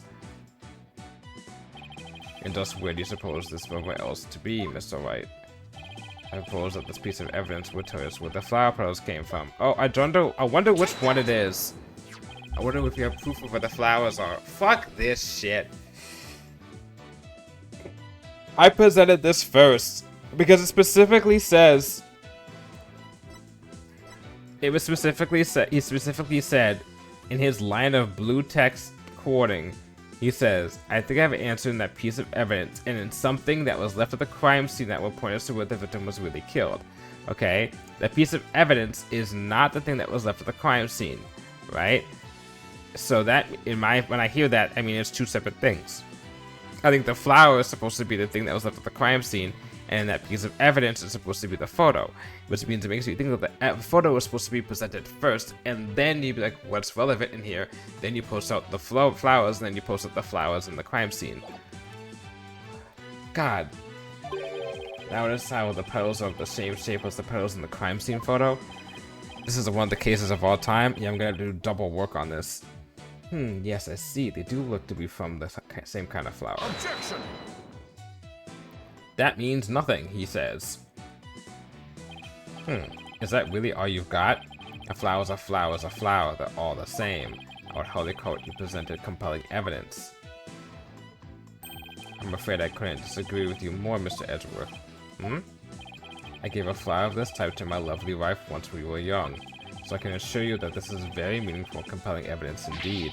The soundness of my judgment in this matter is backed by nothing less than pure love. But Your Honor... Let it go, Mr. Edgeworth. Let it go and move on. It's clear you don't know much about flowers. It's not like you have anyone you'd actually give any to after all. Oh! Oh! Ooh! Ooh! Ooh! Maybe you should study up on them just in case the opportunity presents itself. Jesus. Okay, you know what? That's why he's Ace Phoenix. Damn. Can't be saying that. Not during Pride Month.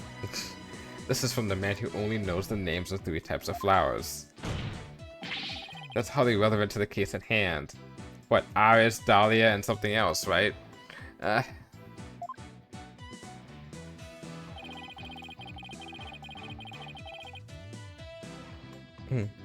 defense asserts that it's highly probable that the victim was killed in the hold. The body was then placed in the lantern and moved to the reception hall for some reason.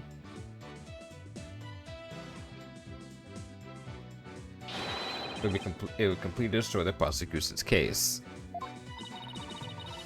How the fuck does he know that? What, about Iris and Dahlia? Because he's part of that case. Iris, Edgeworth, and Kristoff. Then you mean the body was... Yes, the victim's body was... inside the lantern during the entire beautiful wedding reception, while the defendant and her betrothed were celebrating their love. What?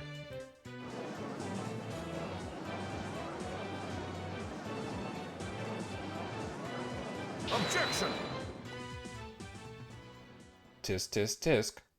He's gonna talk about the fact that maybe the fact that only certain people have access to different parts of the hold, and then they're gonna talk about the fact that her key card, we can mention the key card went missing, maybe. Let's see if we go down that route. Your smooth talk might work on his honor, but it won't work on me. What are you talking about now? Take another look at all the evidence, and you'll soon see what I mean.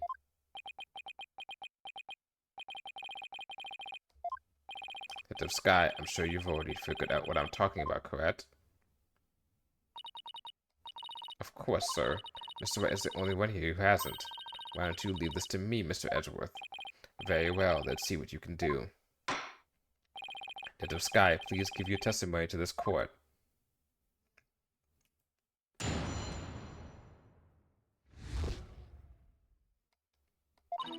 The victim could not have been killed before the reception. The autopsy report states that the estimated time of death was after the reception. And that estimated time of death is correct. There's no way could it be wrong. Oh, there is. Okay, that one's easy. It's clear Mr. Gumshoe was killed after the reception, and it's complete contradicts your claim. I guess so. If only there was something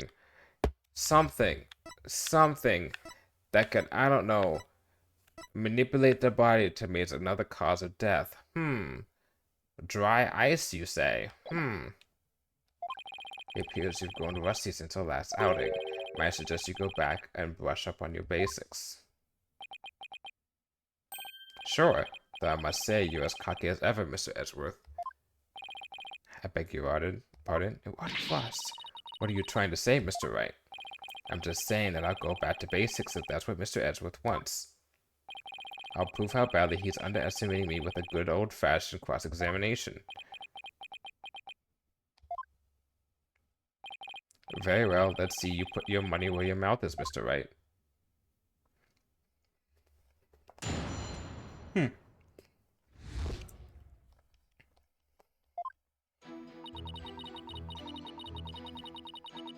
Hold it! Okay. You sound pretty certain you must have some solid grounds for making that claim, right? Of course I do. And you're going to feel silly when I show you what they are. Ready? Feast your eyes on this. Okay.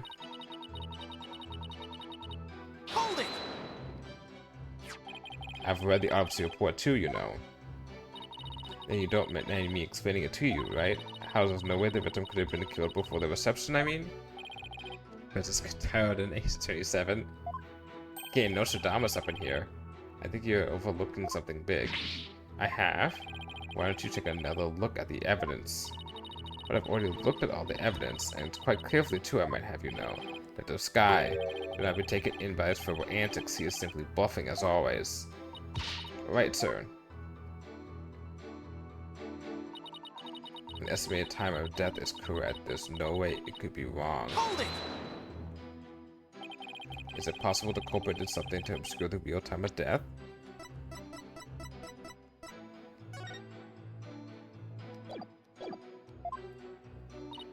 No, not in this case.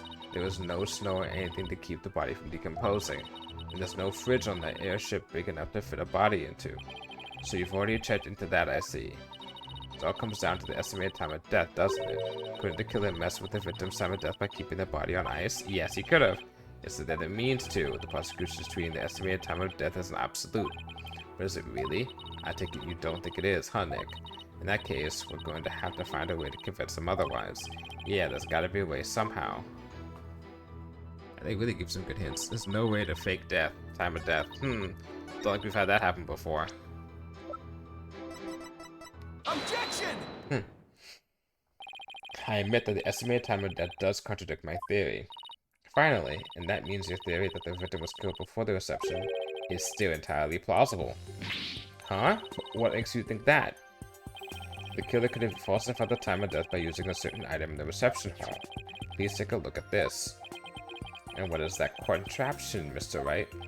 It's a fog machine, Your Honor, used to create a special romantic atmosphere in the hall. And this machine could have been used to falsify the time of death? Yes, Your Honor, because this machine uses dry ice to perform its magic. Dry ice? Ah, yes, the super cold stuff commonly used to make theoretical fog, right? Or theatrical fog.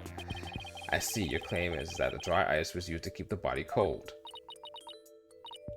Oh, in that case, I guess the victim could have been killed before the reception. I'll just say this case, once you know everything could have been solved by literally anyone with a certain amount of IQ, but you know how Ace Attorney plays it up. Yeah, order in this court. Well, Mr. Edgeworth, what do you have to say about the development? That the victim was killed in the hold before the wedding reception. The prosecution acknowledges the possibility of this claim. The prosecution would also like to thank you, Mr. Wright. For what? I didn't know how a certain piece of evidence fit into this case, but now thanks to you, I do.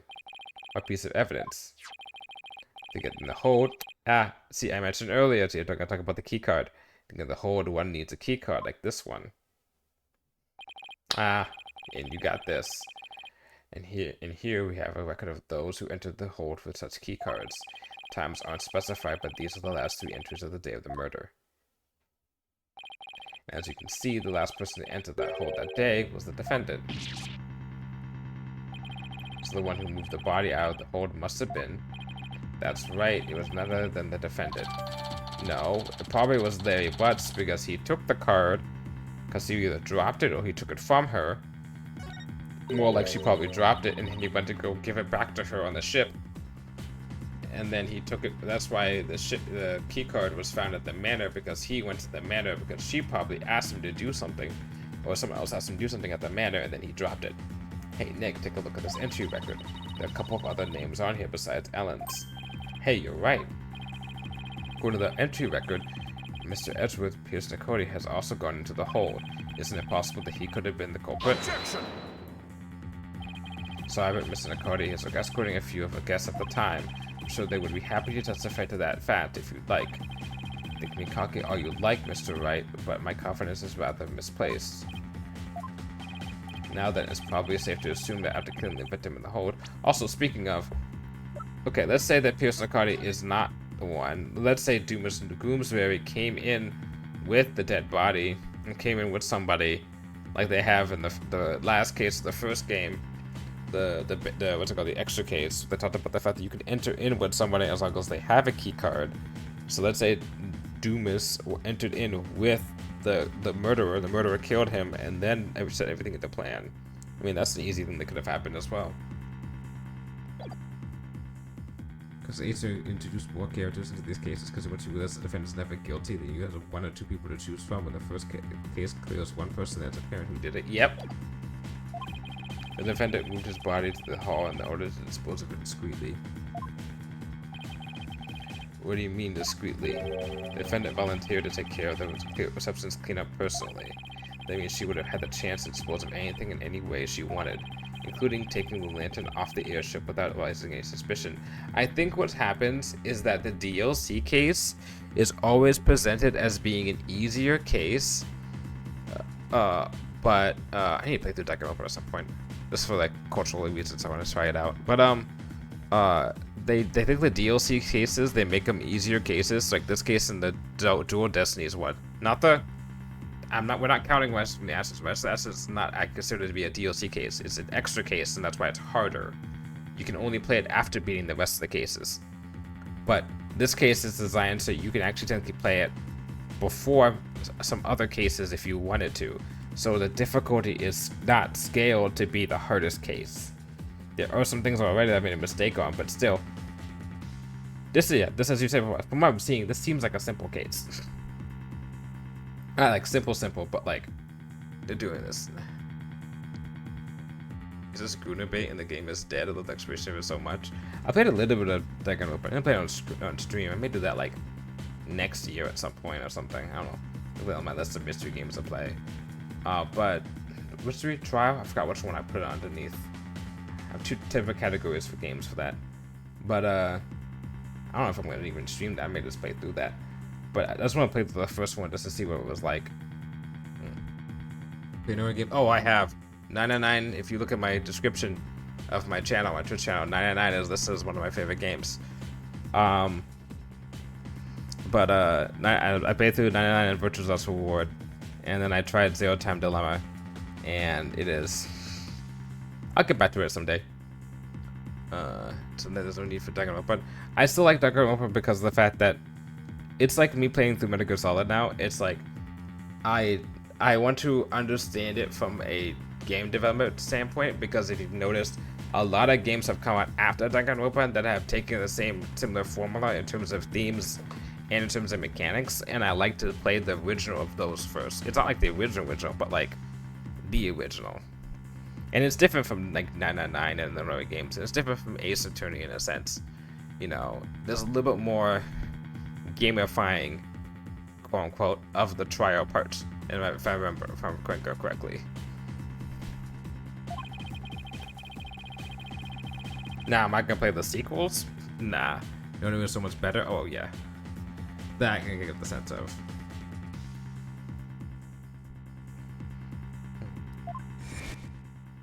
I think the reason that why Danganronpa, it's not even that it looks like the texturized manner stuff, which is the thing, but like it's more the fact that Danganronpa is more quote unquote anime. You know, it's more like it's more considered to be part of like, you know, people like, you know, it's more easily accessible, you know, and it's got more that zany attitude to it, you know.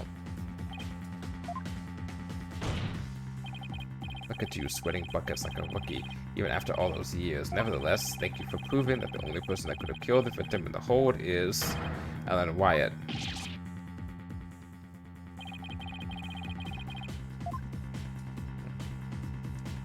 My Danganronpa fans are weirdos, but I mean, they always were, but now it's successful.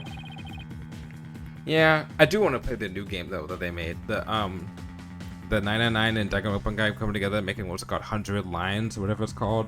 That game that has like 100 like endings or whatever. I want to play through that. That is, I'm very much curious to see how. I mean, it's not super intense probably in terms of the endings, but I am curious to see how they managed to do all that, and I appreciate them trying for that. Just ask Miss Sykes for help in reviewing Defense for Dummies. Man, they're really taking some pot shots at each other. Way to go, sir. You've gotten Mr. Ray in a cold sweat. I wonder if maybe the promise of seeing that miserable look on his face is what brought me back to the court today. It certainly made all of my stress and woes as chief prosecutor just melt away. I guess he had a lot of stress built up. He's returning back to his old self, and I love it. I'll give him something to stress over before we're through today. Your Honor, the prosecution asks that you render your verdict at this time, before that man over there tries to throw the court into chaos with his meaningless bluffs. I see, Mr. Wright. Are there any last meaningful beliefs you'd like to present to this court? Yes. Nick, hurry up and throw a good one out there. I will. Well, alright then. Let's see. I've got it. How do you know it was Miss Wright who used her keycard? There we go. After all, if it turns out that somebody else used her card, it would mean Miss White didn't do it. Interesting. And are you able to prove this bluff to be true? I assure you I'm not bluffing, Your Honor. Narrative writes, after the last case, the spirit of justice, Apollo was a way better lawyer than Phoenix. Yeah. Wait a minute, Nick. I can think of a certain somebody who might have used Ellen's keycard. You can? Remember, the one who is sneaking around the hold in spite of not being a family member? Oh, that's right. Your Honor, defense would like to call a certain witness to the stand.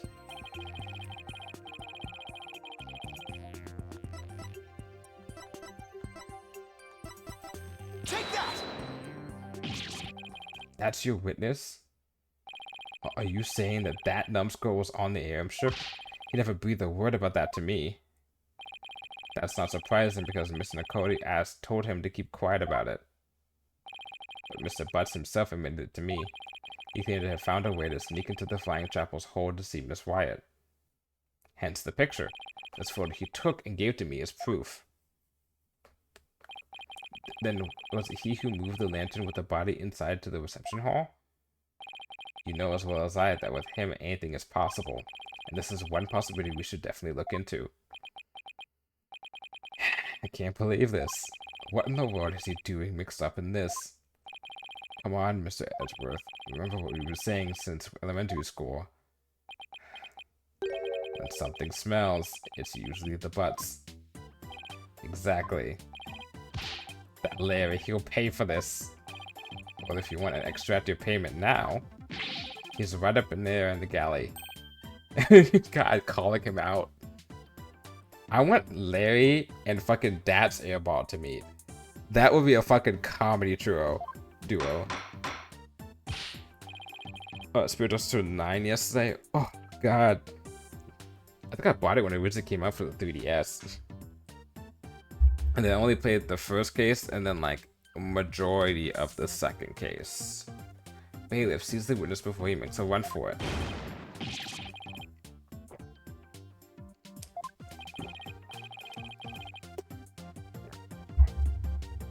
Oh gosh, it sucks I don't have my noise suppressor on 0 to hear me drink.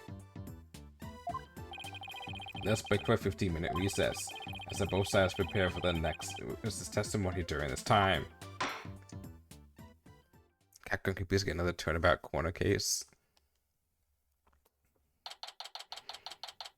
You know, it was a good case. What was that case with Mask to Mask? That was a good fucking case. It's been a while since we've had so much fun and excitement.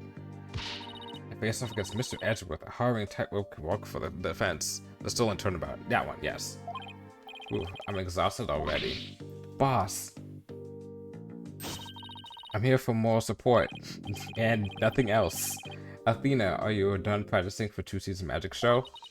Well, to be perfectly honest, I sort of ran away, and you're using me as an excuse, I see.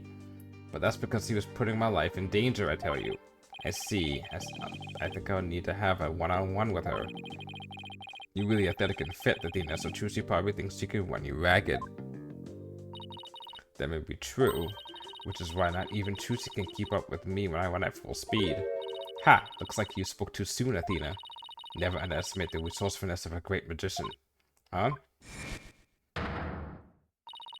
Magical girl Tucci Wright is on the scene. Oh well, now Athena, it's time to practice human combustion magic. Go on, douse yourself with this gasoline. Tucci, you fucking psychopath. But don't worry, it's a magic trick after all, so it's perfectly safe. Tucci is 100% a Gramarye. 100%. It's in her blood. Coming from her grandfather fucking told his 2 fucking sons to shoot him on his deathbed. And then her father, both of her parents, her father and her uncle do some wacky shit and one of them gets killed. She is danger incarnate. Bye, Athena.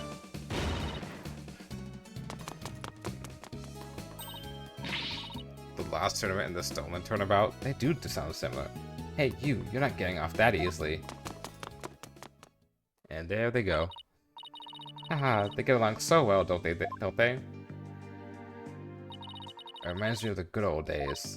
You, me, and Pearly. Oh, and Detective Gumshoe. Can't forget him. We had all kinds of fun at the crime scenes back then, remember? Leaving me to do all the serious investigating, as I recall. Yeah, that's a good point. Maya's been more helpful nowadays. Court will be back in session, Mr. Wright. Maya pushing 30. Oof. She's close to my age. Oh, wait, hold on. How exactly? 28? 28, yeah, she's close to my age. Holy shit. I'm not as old as Larry in Phoenix, right? But I am... Oh, he's 34? Is someone here my age? 26. We're getting close. Alright, thank you. So there is the next witness, right? I can't wait to see what happens. So I can already imagine it.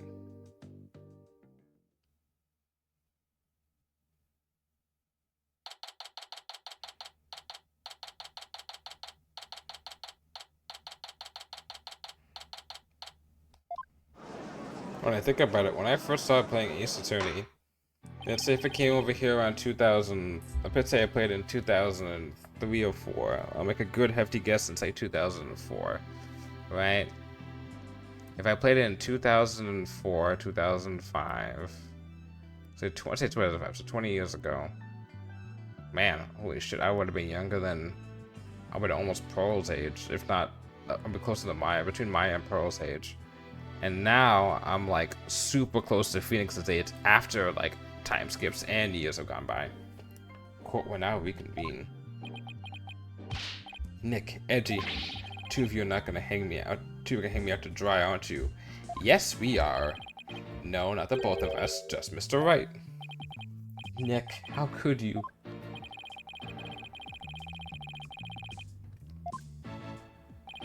Mr. Butts, there's a possibility you moved the lantern that had the dead body in it.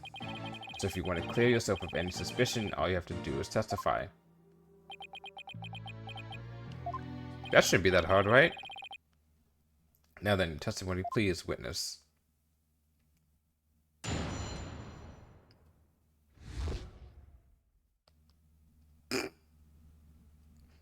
That's a funny fucking title. Nick, you big fat stinking jerk. How can you doubt your best bud? We've known each other since elementary school. Well, get this, pal. Our friendship's over. That's not a... That's not a... Okay.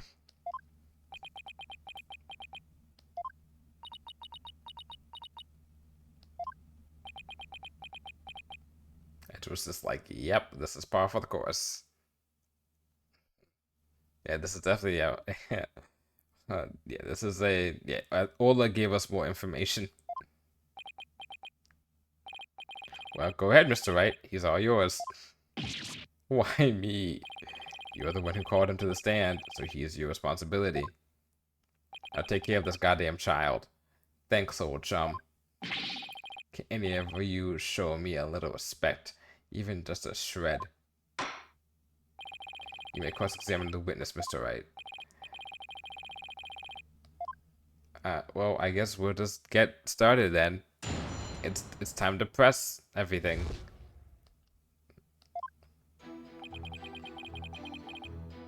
Hold it! Hey, I may be big, fat, and stinking, but... Can you say that again? Come on, Larry. Can't you please give me something we ought to work with? Don't think I don't know about your tricks. If I say something careless, you're gonna shove some evidence at me with a loud... objection and super smug look on your face. Yeah, well, that is my job. If I get found guilty, how are you gonna take responsibility for what you've done? Why should I take responsibility for just doing my job? You heartless jerk, don't you have any compassion for me?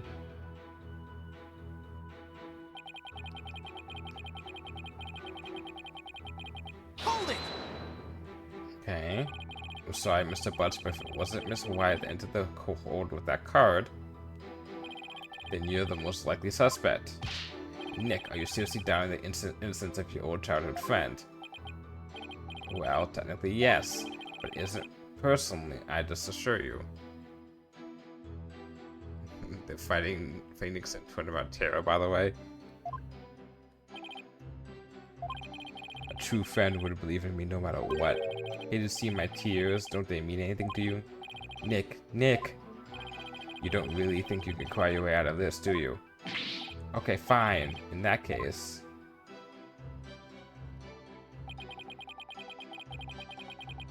Hold it! Larry, listen to me. Shut up. I'm not talking to you anymore.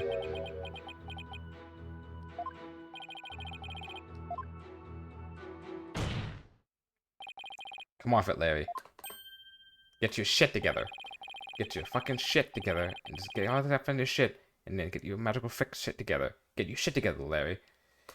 If you don't quit fooling around and start testifying, Miss White will be found guilty. For real?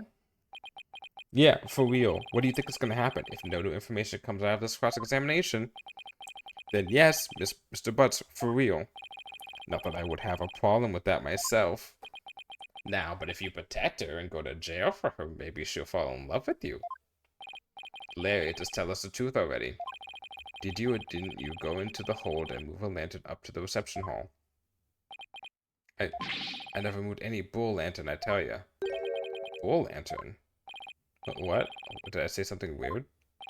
You told me that you didn't attend the wedding reception.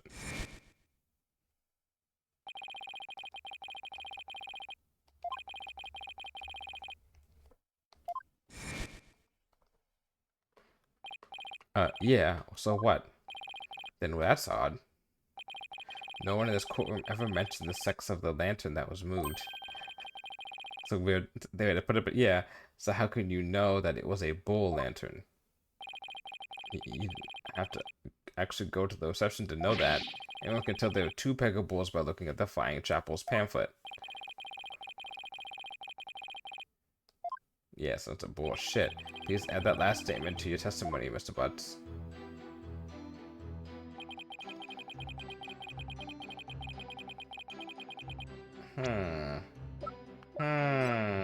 Oops.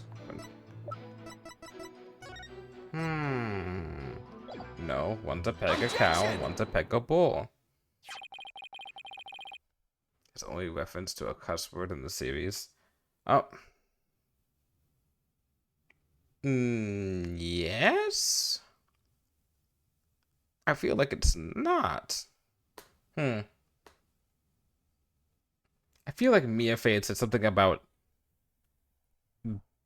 Dahlia that made me feel like she was going to say something about No, they just been very catty, but they didn't say anything. They didn't reference a curse word. I don't think so. I want you to take a look at this, Mr. Butts. But because she was like, I know who brings all the boys to the yard. Because unfortunately for you, the pamphlet clearly shows a Becca cow and a Becca pole in the example diagram of the reception hall. Huh? On that day, instead of putting a Pega cow and Pega pole out for the bride and groom, there were two male Pega bulls on display. Yet somehow you knew there were two Pega bulls in the reception hall that day. Guess we know who knew. I guess we all know who actually brings the boys to the yard. Maya Faye, 2011. Yeah, Maya or Mia, one of the two of them. Yeah, it wasn't Mia. It was Mia about Dahlia. There's only one way you know something like that, Larry. It was you who moved the Pega board to the reception hall, wasn't it?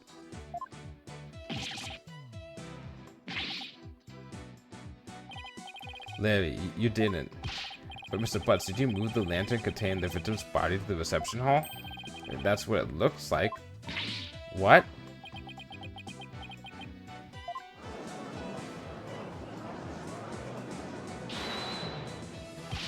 Wait, Nick. You don't think I'm the murderer, do you? Maybe you and Mr. Bloomsbury were fighting over Miss White and you ended up killing him? Maya, not you too. Look, I didn't sneak into that reception, but that's as far as it went. You know me, I wouldn't hurt a fly. You snuck into the reception?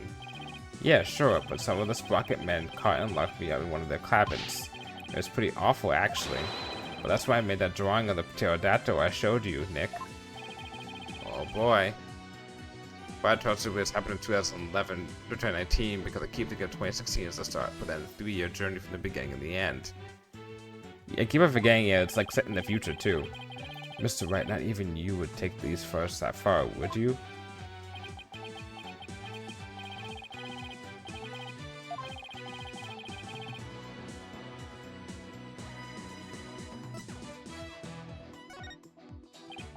No, you're right, Mr. Edgeworth. Mr. Butts didn't have a reason to kill Mr. Gloomsbury. He might have had an imaginary reason to kill Soren Sprocket, sir, but not Mr. Gloomsbury. After all, he did steal Mr. Sprocket's bride and try to elope with her. This case right here is happening in September 2028. Oh my god, it's so far in the future, which isn't actually that far off now. Just because I tried to sneak into steal somebody's bride, that doesn't make me a murderer. I believe you, Larry, and I don't think you killed anybody either. You would never do anything like that. Nick, oh buddy, old pal. I knew you'd come through for me.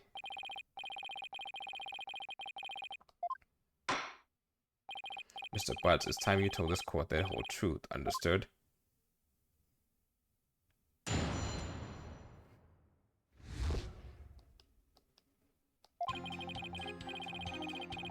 Like I said, I'm the one who moved the lantern.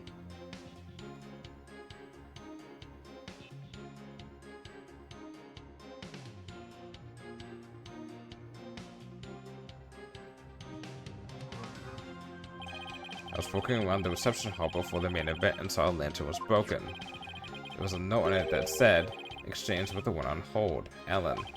So I decided to do Ellie a favor. Oh no. Oh, fuck. So you switched the lanterns before the reception, did you? And that means the victim really was killed before the reception.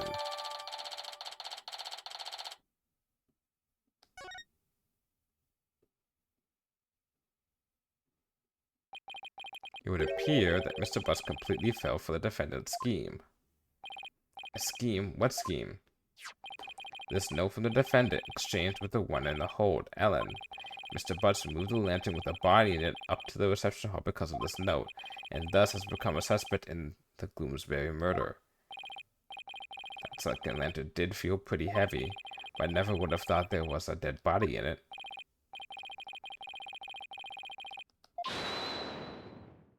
You got it all wrong, Mr. Edgeworth. I left that note for myself.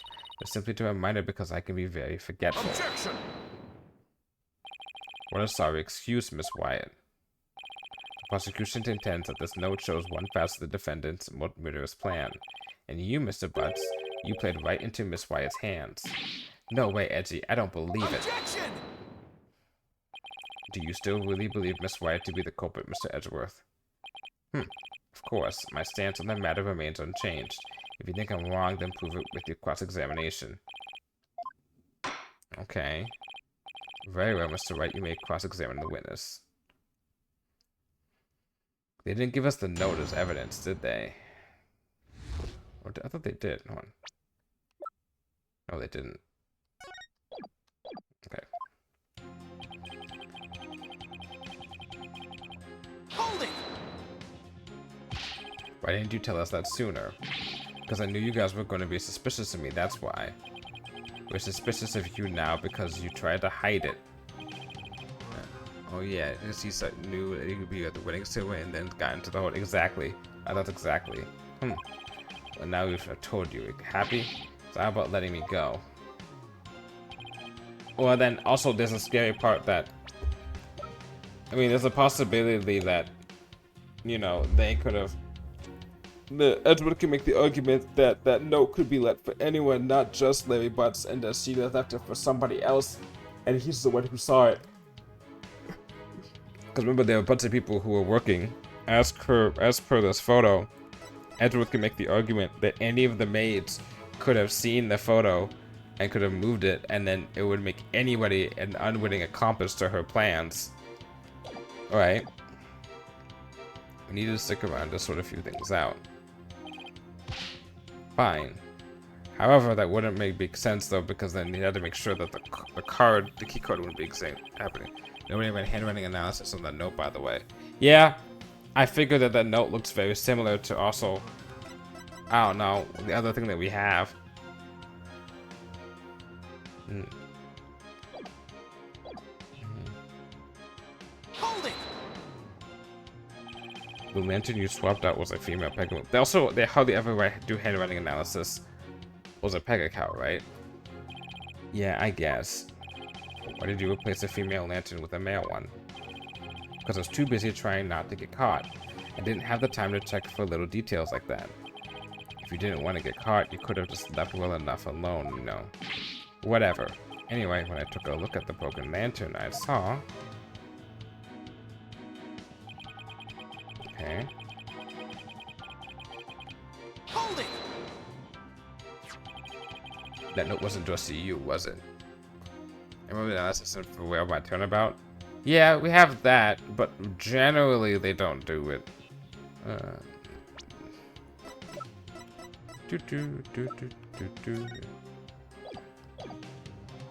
Ah, the E's a little bit different.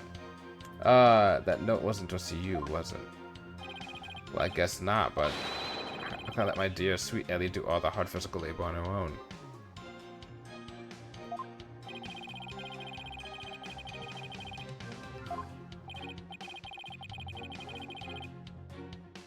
Well, that's what Phoenix Wright does best, is he does bluffing best.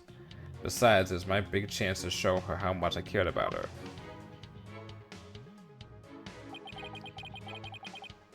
Holding! Nobody saw you the whole time while you were switching the lanterns? Nope, I didn't get caught. Not that time anyway. Not that time.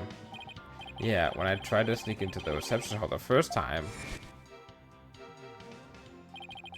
didn't have as much luck. Those sprocket guys noticed me and nabbed me. All my words are failing me right now. Pretty exciting, don't you think? Why don't we deserve to die? Damn. Alright, man on guard. And then they locked me up in one of the cabins. Nick, what are you asking me about stuff like this for anyway? Shouldn't we be trying to prove Ellie's innocence?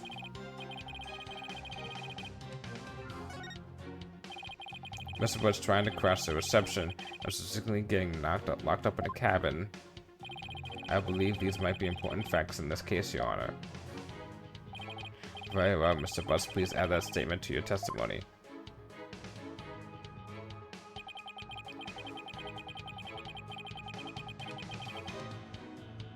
Holding! So you got locked up, but then what happened? I broke out. Then I started looking for Ellie and wandered into the reception hall again.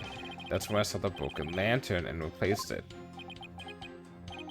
Even after they caught you and locked you up, you still went looking for Miss Wyatt? But hold on a minute.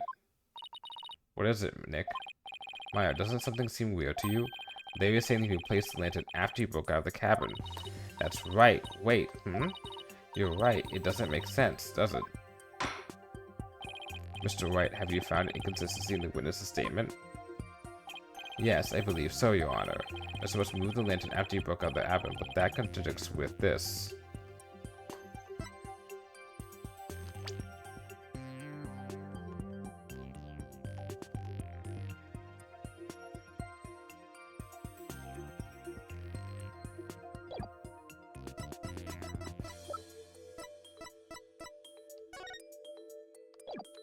Take that! And what? Oops. Oops. Yeah, that's fine.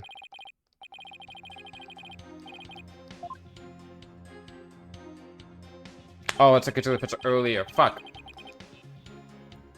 Holding! Give me a second.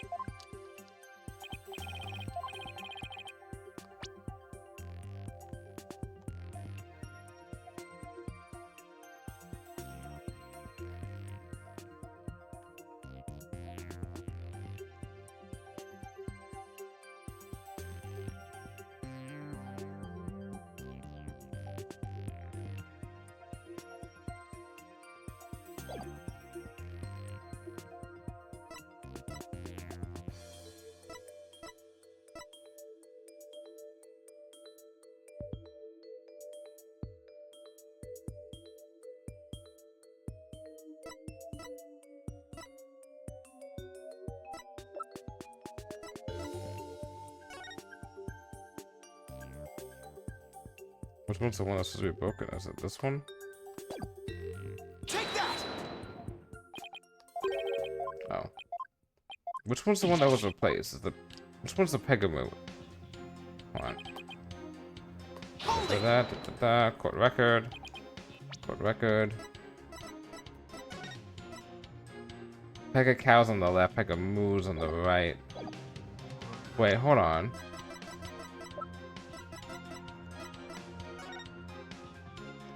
And there's Pega bull on the left.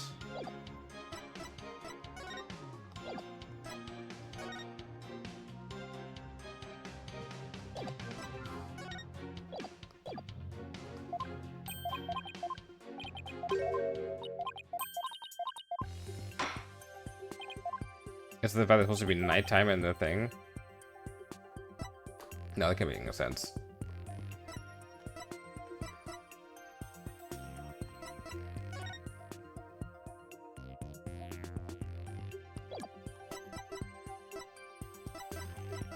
Take that! Is that? Yes, it's the broken lantern, Your Honor. Mr. Butts, what you're saying doesn't make any sense at all. What? Why not? You swapped the lanterns before the session began, right? Yeah, that's what I said, isn't it? But you also just said that you swapped the lanterns after you got locked up in a cabin for trying to sneak into the reception. In other words, you're saying that you swapped lanterns both before the reception and after the reception took place. That certainly doesn't make any sense. Mr. Butts, did you swap the lanterns before or after the reception? Which was it, before or after? There's a lot of difference between the two. Well, Mr. Butts, unless it was both, I guess I can't expect you guys like you to understand. In a nutshell, it was both before and after the reception, because there were two receptions. What? I tried to sneak into the first reception and got locked up. The first reception? Then, through the power of Ellie's pendant, oh god, time got rewound and then went back to the time before the reception. It was after that that I replaced the lantern, so it was both before the reception and after the reception, get it? We went back in time to before the reception, so of course the reception would take place for one more time after that, right? That's what I said, it makes perfect sense. Mr. Wright, what in the world is the witness talking about? Has he developed some sort of intellectual ailment that I'm not aware of since I saw him last? He's already been dumb, dude, you know that. Hydrate? Thank you, by the way.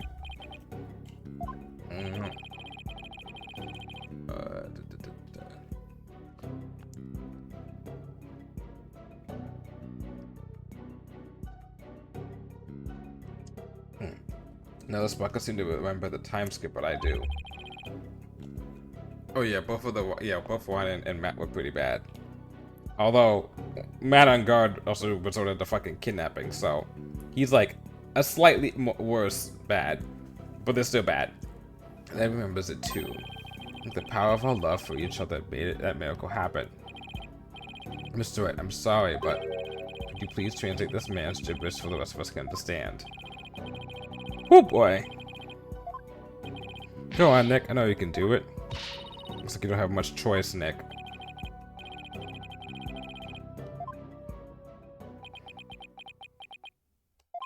The defendant, Miss Ellen White, has told the defense the following strange story. She said that after the reception ended, that she was attacked by Mr. Gloomsbury. She claims that as she was being assaulted, she made a wish upon her pendant. Please take me back to that abyss for a moment. In doing so,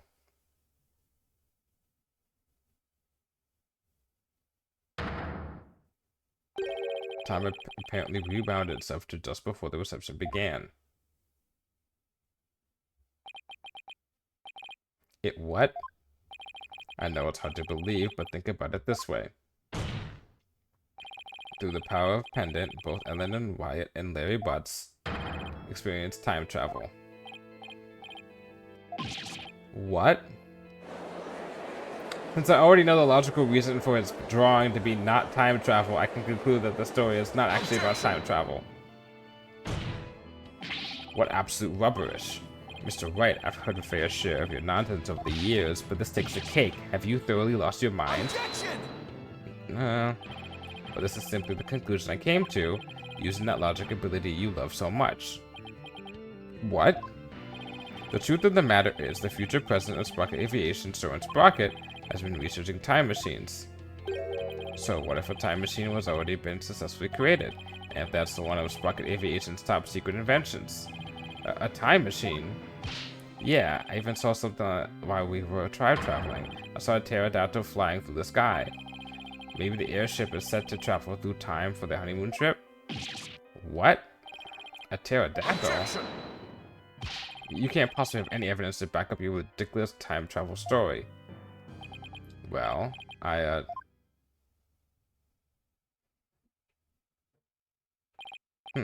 I thought. In any case, I now have the evidence to prove that you're no more intelligent than Larry. Excuse you? Not so fast now, Edgy. I'm not the same old Larry you used to know. Oh? You want evidence? I've got your evidence right here. This is a photo I secretly took of the first reception. What? He was withholding evidence? Let's go, Larry! Larry, I can't believe you... Well, anyway, good job! If we compare the photos of the first and second receptions and can find the difference, then I will be able to prove that the reception was held twice. But do you really think a such difference exists? Yes, Your Honor. I just need some time to find it for you. This is preposterous. Very well. Please show the court what's different then. Let's see. This is proof positive that the wedding reception was held twice. Oh,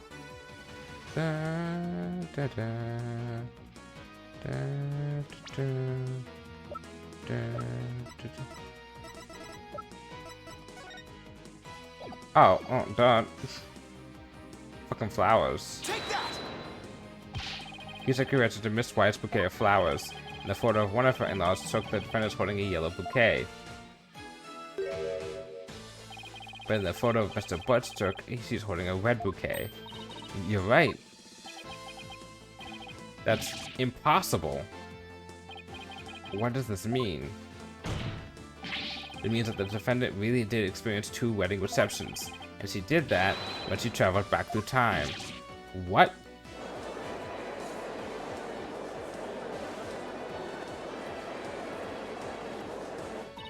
Nick, you did it. You proved Ellen's time travel story to be true. Yeah, I can hardly believe it myself. Objection!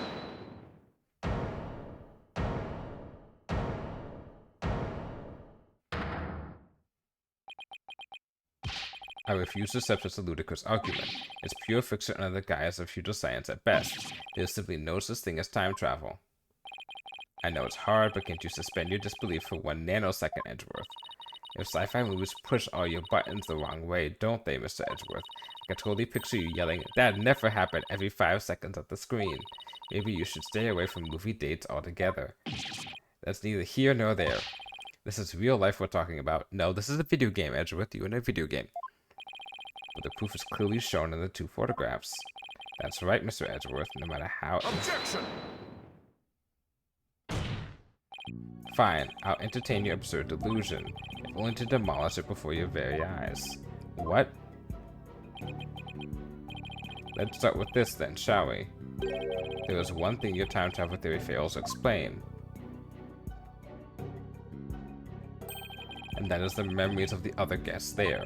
The defendant and Larry remember the reception occurring twice, but no member of the Sprocket family has even mentioned such a thing. That's because the time machine is classified as Objection! I'm not done, you bird brain. Bird brain? As I was saying, if the Ty family had been sworn to secrecy, then why hadn't they sworn the woman who was marrying into the family to secrecy too? That's a good point. Honestly, all of it takes a little common sense, Mr. Wright. Even still, how do you know that the trip through time did not really occur? There's the proof in the photos that it did, and besides, if time travel does exist, well, I'd be a little disappointed, frankly. I was hoping to go back to the days of my youth. You mustn't allow yourself to be taken in by Mr. Wright's whimsical tales, Your Honor. I've read about it in various literature, you see. And they say that time travel is just not logically feasible. Maybe our argument was just a little too nonsensical, Litnick. Well, in that case, why don't we put common sense to the test? Excuse me? The wedding reception was held twice. The photos are proof of that. But if it wasn't because of time travel, it's simply because the reception was actually being held twice. Isn't that the most reasonable way to interpret the situation? Would you care to elaborate, Mr. Wright? Yep. Somebody must have orchestrated this strange phenomenon, and that somebody is... What if all of the guests at the reception conspired together to hold the reception twice and keep quiet about it? What? And for what purpose would they conspire to do such a thing? Well, to make it look like it's real? Haha, a brilliant deduction defense. I can tell that you are not a renowned lawyer for nothing. I must say I underestimated you. How so, Mr. Nicoti? You have managed to name each event precisely as they happened.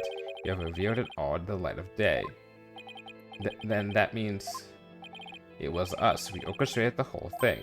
Yes, the reception was held twice. But not because of time travel, no. We simply held it a second time. What? Why? Why would you do such a thing?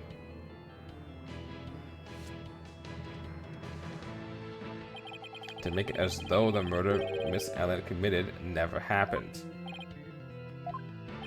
Master Soren figured that Miss Ellen, who had killed Mr. Gloomsbury after the first reception, experienced the reception one more time, she would think it was all a dream. It was he who ordered us to make it happen. However, only a few, myself included, knew of Miss Ellen's crime. Are you saying most of the guests attended 2 receptions without knowing why? Indeed, they needed no reason. Master Soren told them to do it, and they did it. And to do it they did. That is the Sprocket way. Then who hid the body in the lantern? We did, but we did not anticipate the pedals finding their way in, nor the actions of Mr. Butts. And that's how you intended to cover the whole situation up? There is just one thing everyone here has wrong. The real scene of the murder was not the hold. It was the Vista deck. What? Then Miss Wyatt's recollection of the events must be correct. I admit we tried to cover this incident up, but the fact that Miss Ellen killed Mr. Gloomsbury is undeniable. That is quite the turn of events.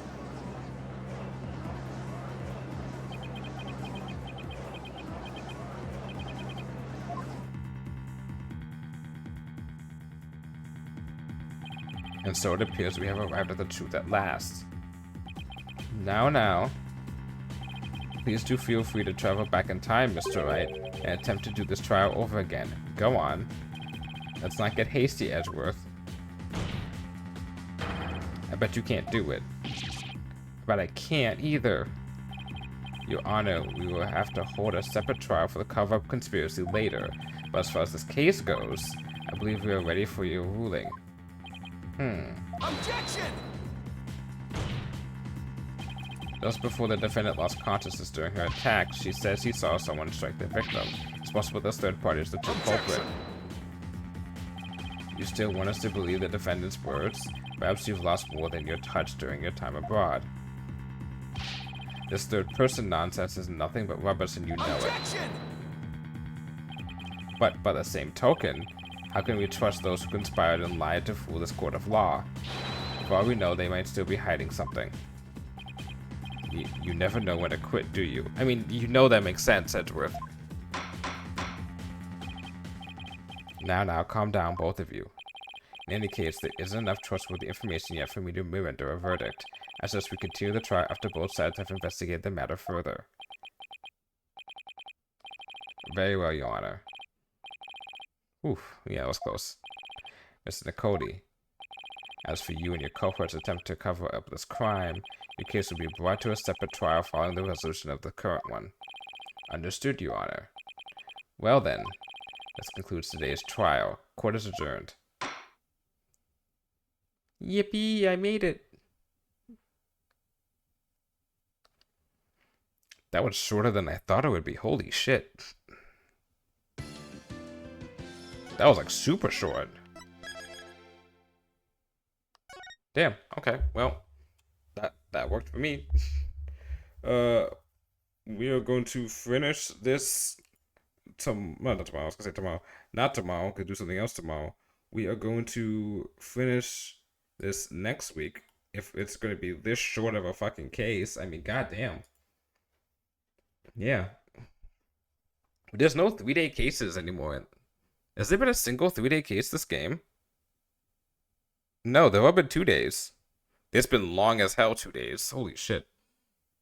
And that last case for the case before this was super long. The last like proper case, quote unquote. I say proper as if this isn't a proper case. But alright. We're gonna find someone to raid in the meantime. I'll refresh this.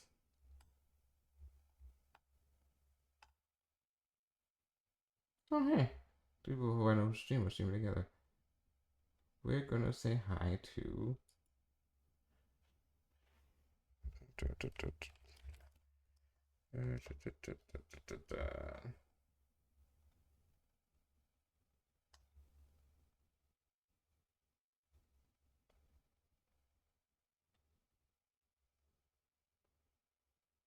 you know what?